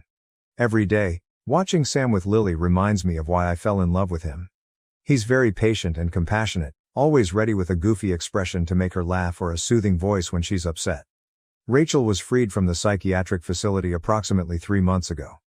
Her physicians say she's made considerable progress in overcoming her despair, anxiety, and grief over her lost pregnancy. She is still undergoing outpatient therapy and following a consistent medication schedule. Rachel contacted us through Jack about a month after her release and asked to meet Lily. Sam and I were initially hesitant, but after discussing it with our therapist, yes, we began seeing one to help us process everything that had happened. We agreed to a brief supervised visit. The meeting was unpleasant, to say the least. It occurred in our living room, with Jack and Sam's parents present. Rachel was visibly apprehensive and struggled to communicate with us. She brought Lily a handmade blanket and apologized sincerely for her actions at the baby shower. She indicated that she had been in a very bad place psychologically and emotionally, and she deeply regretted her actions. Rachel held Lily for the first time, and I felt an odd combination of feelings. On the one hand, seeing her lovingly engage with my kid reminded me of our previous close friendship. On the other hand, I couldn't get over the vision of her lunging at me with a knife. I found myself tensing up whenever Rachel moved, even though I knew she wouldn't hurt Lily. While I appreciated her apologies, I found it difficult to fully accept. The memory of her coming at me with a knife is something I'll never forget. Sam seemed more open to forgiveness, but I could sense he was still guarded. He maintained a close eye on Rachel during the visit, never leaving her seat with Lily. Since then, we have had a couple more monitored visits. Each one gets a bit better, but I still have a long way to go before I'm comfortable leaving Lily alone with Rachel. We've settled into a monthly visitation schedule, always with Jack present and generally at Sam's parents' place. It's neutral territory, so everyone feels more at ease. Jack has been tremendously helpful throughout the entire process. He is always present during the visits and will quickly remove Rachel if she displays any signs of anxiety. He's also been going to therapy with Rachel to work on their relationship and process their shared grief over their baby's loss. The rest of the family is gradually readjusting to their new normal. Sam's parents are happy to have the family together again, but they respect our boundaries with Rachel. Linda's eyes light up with relief every time we all make it into the same room without incident. Sam's father has taken to playing peacekeeper, always ready with a joke or a change of subject when emotions mount. My parents remain suspicious, but are making an attempt for Lily's sake. They've started joining us at some of the family occasions, but I can tell they're constantly on high alert around Rachel. My mother, in particular, keeps a close eye on Rachel when she is near Lily. I love their protectiveness, even if it can add to the anxiety. Looking back on everything that has happened, I have conflicting emotions. While I'm relieved Rachel is receiving the assistance she requires, I can't help but worry what could have happened if we had detected her difficulties sooner. Could all of this have been avoided if we had been more alert? Some nights, I lie awake revisiting every encounter we had in the months preceding up to the baby shower, looking for clues we could have overlooked. At the same time, I've learned a lot about establishing boundaries and putting my family's safety and well-being first. I've also developed a better grasp of the intricacies of mental health disorders and how they affect entire families. It has increased my empathy, not only for Rachel, but also for others who may be battling silently. For now, we are cautiously optimistic about the future. We are taking things slowly with Rachel, always keeping Lily's best interests in mind. I'm not sure if our connection with Rachel will ever be the same, but we're eager to see where this new chapter leads us. Last week, we hosted a family supper at Sam's parents' home. It wasn't perfect, there were still awkward moments and tension, but it was the closest we'd gotten to normal in over a year. Watching Rachel assist Sam's mother in the kitchen or witnessing her giggle at one of Jack's jokes, I got flashes of the sister-in-law I once knew. It gives me hope that, with time and effort from all sides, we may create a new type of family dynamic. As for Sam and myself, The entire experience has brought us closer together. We've learned to rely on one another in new ways and to be more open about our worries and hopes. Every night, as we put Lily into bed, I am reminded how fortunate we are and how much we have to be thankful for. Thank you for following our story and for your support at this difficult time. Your guidance and encouragement have been helpful. While I hope to never have to post about such a tough issue again, I am glad for the support I have gotten here. If there's one thing I've taken away from this, it's that healing is possible, even in the most unexpected circumstances. After refusing to babysit my stepsister's kids, my dad threatened to cut me off, leading to uncovered family secrets and strained ties. I'm Sophia, 28F, and I've been dealing with some family trouble recently. My parents split when I was 10, and it was not a good experience. My mother moved out, and I lived with my father for several years. It was only the two of us. We were close, and I assumed we told each other everything, but as I got older, I realized there were many things my father withheld from me. When I was 16, my father introduced me to Linda, 50F. They had been dating for a time without informing me. I was hurt that he kept this a secret, but I attempted to be supportive. A few months later, they married, and Linda moved in with her daughter, Emma, 25F. The transition was difficult. I went from being an only kid to suddenly having a stepsister. Emma and I never really clicked. She was lively and outgoing, whereas I was more reserved. We were courteous to one another, but we never became close friends or anything like that. At 18, I moved out for college, relieved to get some space from my new family. I focused on my academics and met new people. After graduating, I found a job in the same city and decided to stay.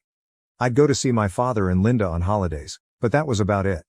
Emma and I scarcely communicated, just exchanging birthday texts and attending family dinners when I was in town. Fast forward to today. Emma recently came to my city with her 27-year-old husband Jake, and their two children, Liam, 4M, and Ava, 2F. Jake accepted a new position at a technology startup, so they relocated here. Emma does not work. She is a stay-at-home mom. When they first moved, my father called and requested me to assist them settle in. I was not delighted about it, but I agreed. I took them around the city, helped them select a suitable neighborhood, and even helped with part of the relocation. I believed that was the end of it, but I was mistaken. Emma began visiting my flat every evening with her children about a week after they relocated. She would ask me to look after them for an hour or two while she went errands. I initially accepted because I wanted to be nice, but it soon became a daily occurrence. I worked from home as a graphic designer, and while I was finished with work by the time she took the kids off, I value my alone time in the evening. I utilize that time to relax, work on personal projects, or socialize with friends. The kids are okay, but I'm not really a kid person. I don't know how to keep children entertained, and being around them always makes me nervous. I reminded Emma several times that she needed to hire a babysitter, but she always had an excuse. "It's just for today," she'd remark. "I'm still getting used to the city." I started to suspect she was taking advantage of me. Last Friday, I had planned to go out with my pals. We were celebrating my best friend's promotion, which I'd been looking forward to all week. I told Emma in the morning that I would be unable to watch the kids that evening. She said okay, and I assumed that was all. But at 6 p.m., just as I was about to leave, Emma arrived at my door with Liam and Ava. Before I could say anything, she handed me the kids and drove away. I tried calling her, but she did not answer. I even called Jake, but he did not respond. I had to postpone my plans and stay at home with the kids. I was infuriated. Emma had ruined my plans before, but this was the first time she fully ignored my refusal to babysit. I was trapped with the kids until 9 p.m., when Emma arrived to pick them up. When she arrived, I challenged her regarding her behavior. She pretended it was no big deal and claimed she had an emergency. When I pressed her for information, she was unclear and evasive. I warned her that this could not happen again and that she needed to get a proper babysitter. Emma became enraged and stated I was being selfish, and that families should assist one another out. That is when I lost my temper. I told her that we were not truly relatives. I explained that just because our parents married doesn't mean we had to be close. I informed her that we had scarcely spoken in years before she moved here, and now she was acting as if we were best friends. I told her I was done babysitting and that she shouldn't bring the kids over until invited. Emma left in tears. I felt awful, but also happy that I had finally established a clear boundary. I believed that was the end of it, but I was mistaken. The next day, my father called me. He was upset with me. He stated Emma had contacted him crying, accusing him of being nasty to her and the children. My father told me that I should apologize and continue to babysit Emma. He said that this is what families do for one another. I attempted to convey my side of the situation. I informed him about Emma taking advantage of me, repeatedly ruining my plans and never respecting my time or boundaries. But my father was not listening. He continued emphasizing that I should be more understanding and helpful. Then my father said something that deeply saddened me. He called me selfish and expressed disappointment in the person I had become. He told me that Linda and Emma were now my family, and I needed to accept it. He even mentioned how distant I had been since he married Linda, hinting that I still harbored a grudge. I was shocked. I told him they were his family, not mine, and that I was an adult capable of making my own decisions. I told him that I had my own life and obligations and I couldn't just drop everything to be Emma's on-call babysitter. This resulted in a major debate. My dad threatened to cut me off if I didn't apologize to Emma and resume babysitting. I felt hurt and enraged. I informed him I was self-sufficient and didn't need his money. I also suggested that if he wanted to cut me off over this, perhaps we weren't as close as I believed. My father ended the call by hanging up on me. Linda and other family members have since messaged me, accusing me of being unfair. They suggest that I be more empathetic of Emma's circumstances as a young mother in a new city. Some of my aunts have even called to say I'm pulling the family apart. Emma hasn't contacted me directly, but she has been writing on social media about how families should always be there for one another. She has been tweeting quotes about the value of sisters and how blood does not determine family. It appears like she is attempting to publicly guilt-trip me. I feel like I'm going mad. Am I truly in the wrong here? I don't think it's fair for Emma to expect me to be a free babysitter anytime she wants, and I don't think my father should threaten me about it.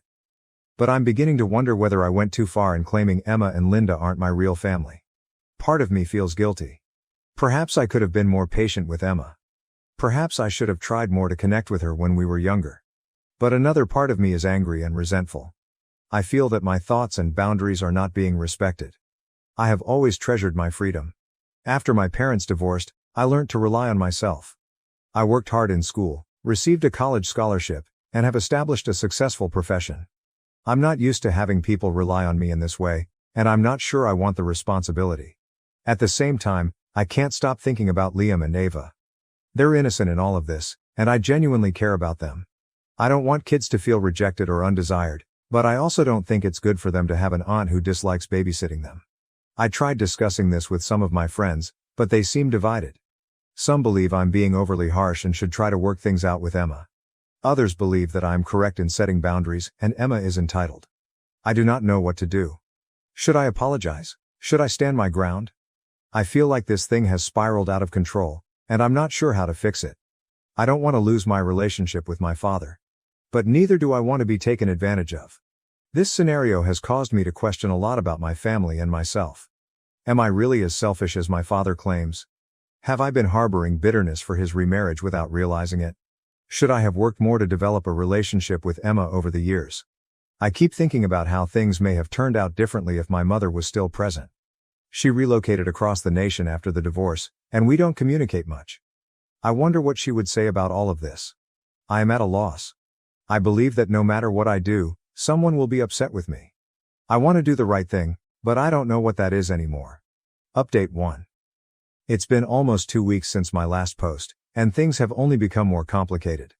I'd like to thank everyone who responded and offered suggestions. It let me see things more clearly. After reading the comments, I decided to stand my ground. I did not apologize to Emma or begin babysitting again. This created some strained family relations. My father stopped communicating to me completely, and Emma continued to post passive-aggressive messages on social media about false family members and the value of being present for your nieces and nephews. The quiet from my father was especially difficult. We used to communicate at least once a week, but now there is nothing. I tried to convince myself that it was for the best and that I was creating good limits, but it still hurt. My stepmother, Linda, attempted to mediate the conflict. She contacted me several times, attempting to get me to reconcile with Emma and my father. She said she understood where I was coming from, but that family valued compromise. I appreciated her efforts, but I still felt as if everyone was rejecting my emotions. I immersed myself into my profession, taking on extra freelance projects to take my mind off the family problems. I also began going to the gym more frequently and took up a new hobby, painting. It was soothing to produce something lovely in the midst of my life's craziness. However, something unexpected occurred last week, which changed everything. I was in a neighborhood coffee shop working on a project when I overheard a familiar voice. It was Jake, Emma's husband. He was seated at a table with a woman I did not recognize. At first, I assumed it was a work colleague, but then I noticed Jake reach across the table and take the woman's hand. They spoke in quiet tones and looked at each other in a way that indicated this wasn't a nice meeting. I couldn't believe what I was witnessing. Jake was supposed to be at work, not having what appeared to be a love encounter with another woman. I sat there frozen, unsure what to do. Shall I confront him? Should I snap a photo as proof? In the end, I did not do either. I silently gathered my belongings and exited the coffee shop. I went home, my thoughts racing from what I'd just watched.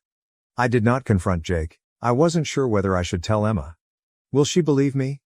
Our relationship was already fragile, and accusing her husband of adultery might only make matters worse. I chose to sit with the information for a day and consider what to do. The next evening, Emma called me. I almost didn't respond, assuming it was another attempt to guilt me into babysitting. But something prompted me to pick up. Emma was in tears and asked if she could come over. I consented, believing she might have learned about Jake. When she came, she was a complete wreck. Her eyes were red and puffy and she appeared to have not slept for days. But it was not about Jake at all. Emma admitted she had lied about running errands when she left the kids with me. She acknowledged seeing a therapist for postpartum depression and anxiety.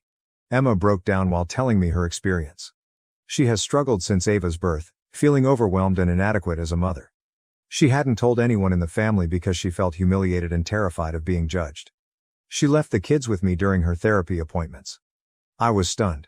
I felt a range of emotions: pity for Emma's situation, rage that she had deceived and taken advantage of me, and regret for how harshly I had judged her. I told Emma that, while I realized she was going through a difficult period, it was unacceptable for her to lie and dump her children on me without notice. We spoke for hours. Emma apologized for her conduct and for not being open about her issues. She promised to hire a proper babysitter for her sessions.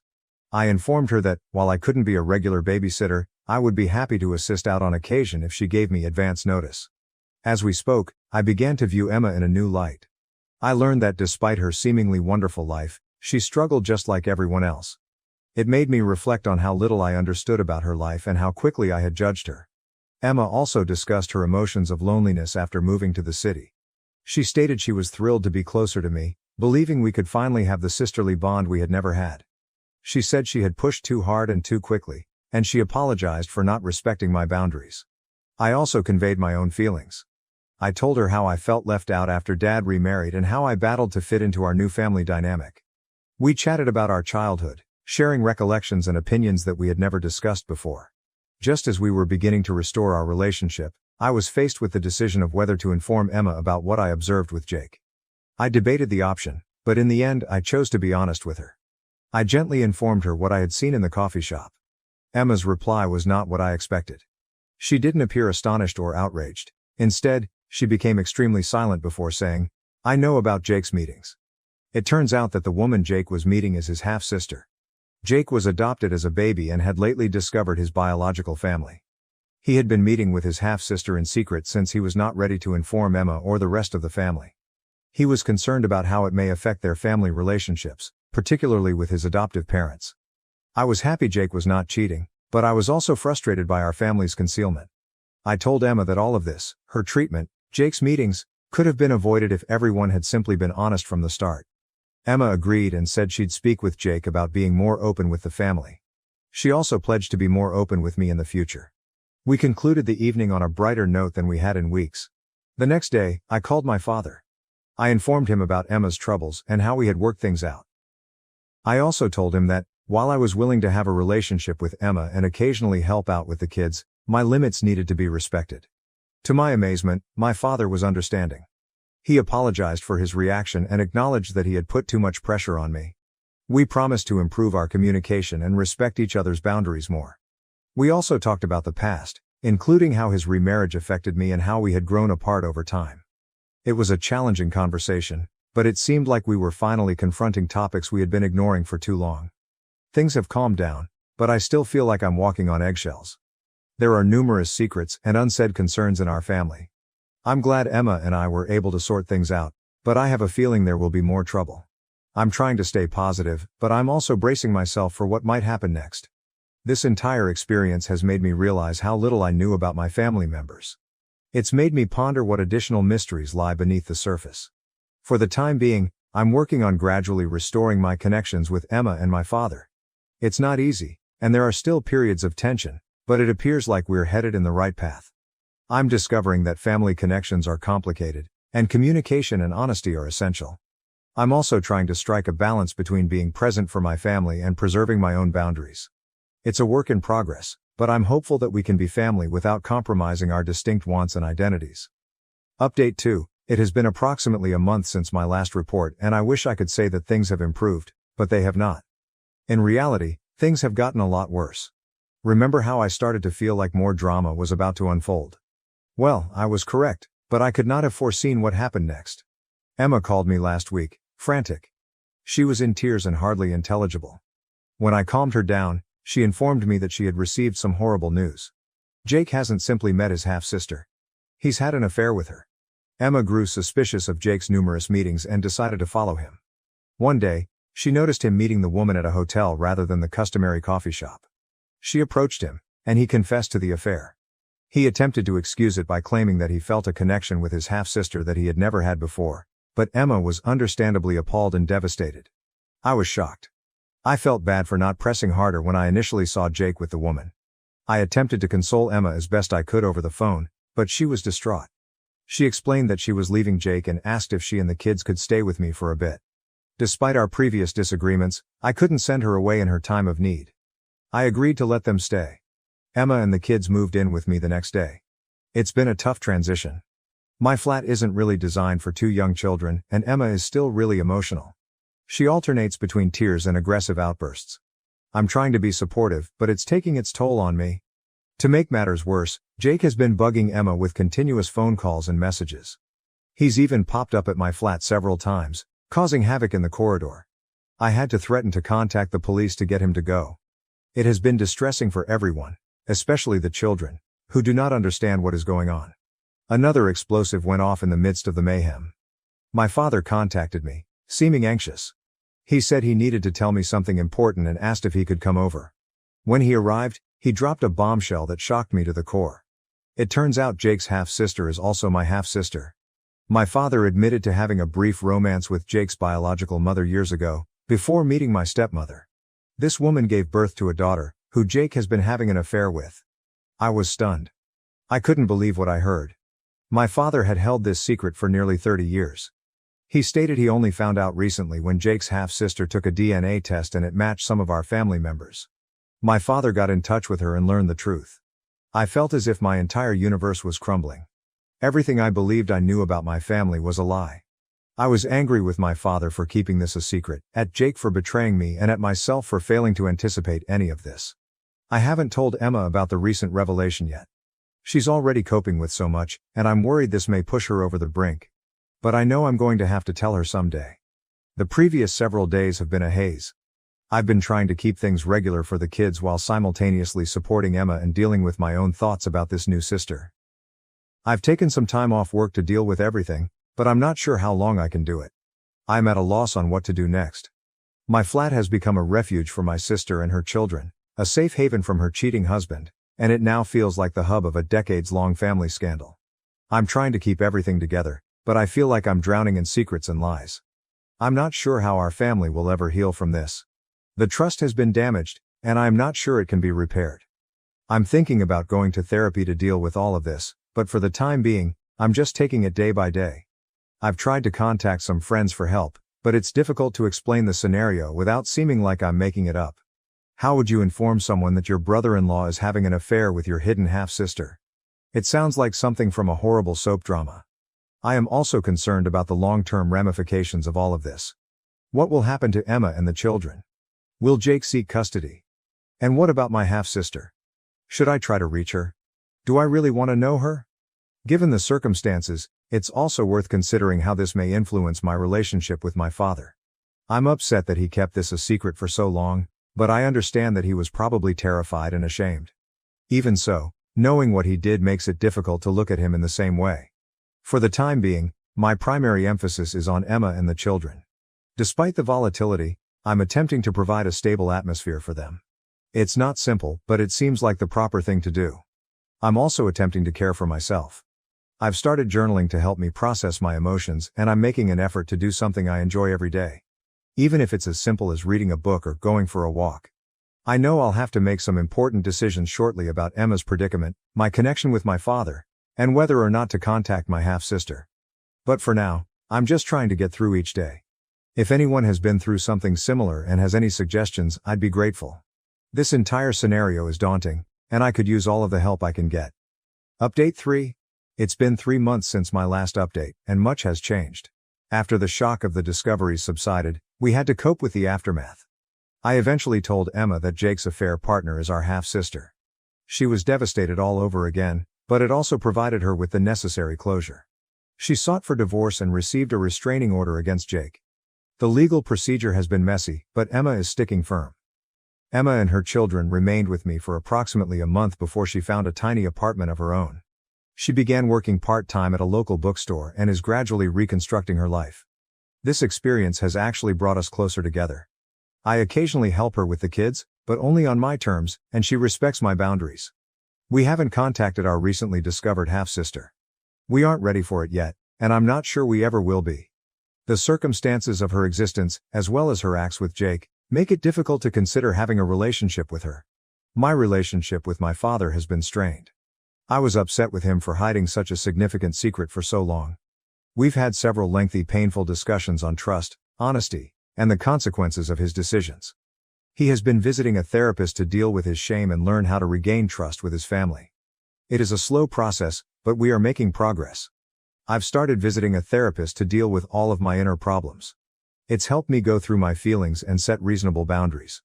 I am learning that it is acceptable to prioritize my own mental health and well-being, even when family members are in crisis. One unanticipated result of all this is that I've reconnected with my mother. After everything came out, I contacted her because I needed someone to talk to who wasn't personally engaged in the situation.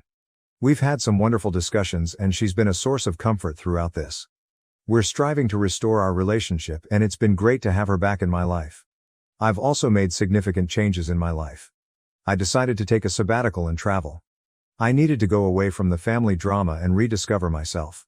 I'm writing this post from a modest cafe in Europe, where I've spent the last month. This distance has helped me gain perspective. I've come to learn that, while family is important, it is not everything. People who genuinely care about you will respect your boundaries and will not pressure you to sacrifice your ideals or well-being. I don't know what the future holds for my family. The lost trust will take a long time to recover, if at all. But right now, I'm focusing on myself, healing and growing. I'm learning to define family on my own terms and surround myself with people who bring happiness into my life. Emma and I communicate regularly. She's doing better now, focused on her children and her new career. The divorce proceedings are ongoing, but she's managing them with strength I didn't know she possessed. We are arranging a trip with the kids next summer, something to look forward to. Jake, as far as I know, has left the city. His affair with our half-sister ended horribly, and he's been attempting to reconcile with his adoptive family. I don't know all the specifics, and honestly, I don't want to.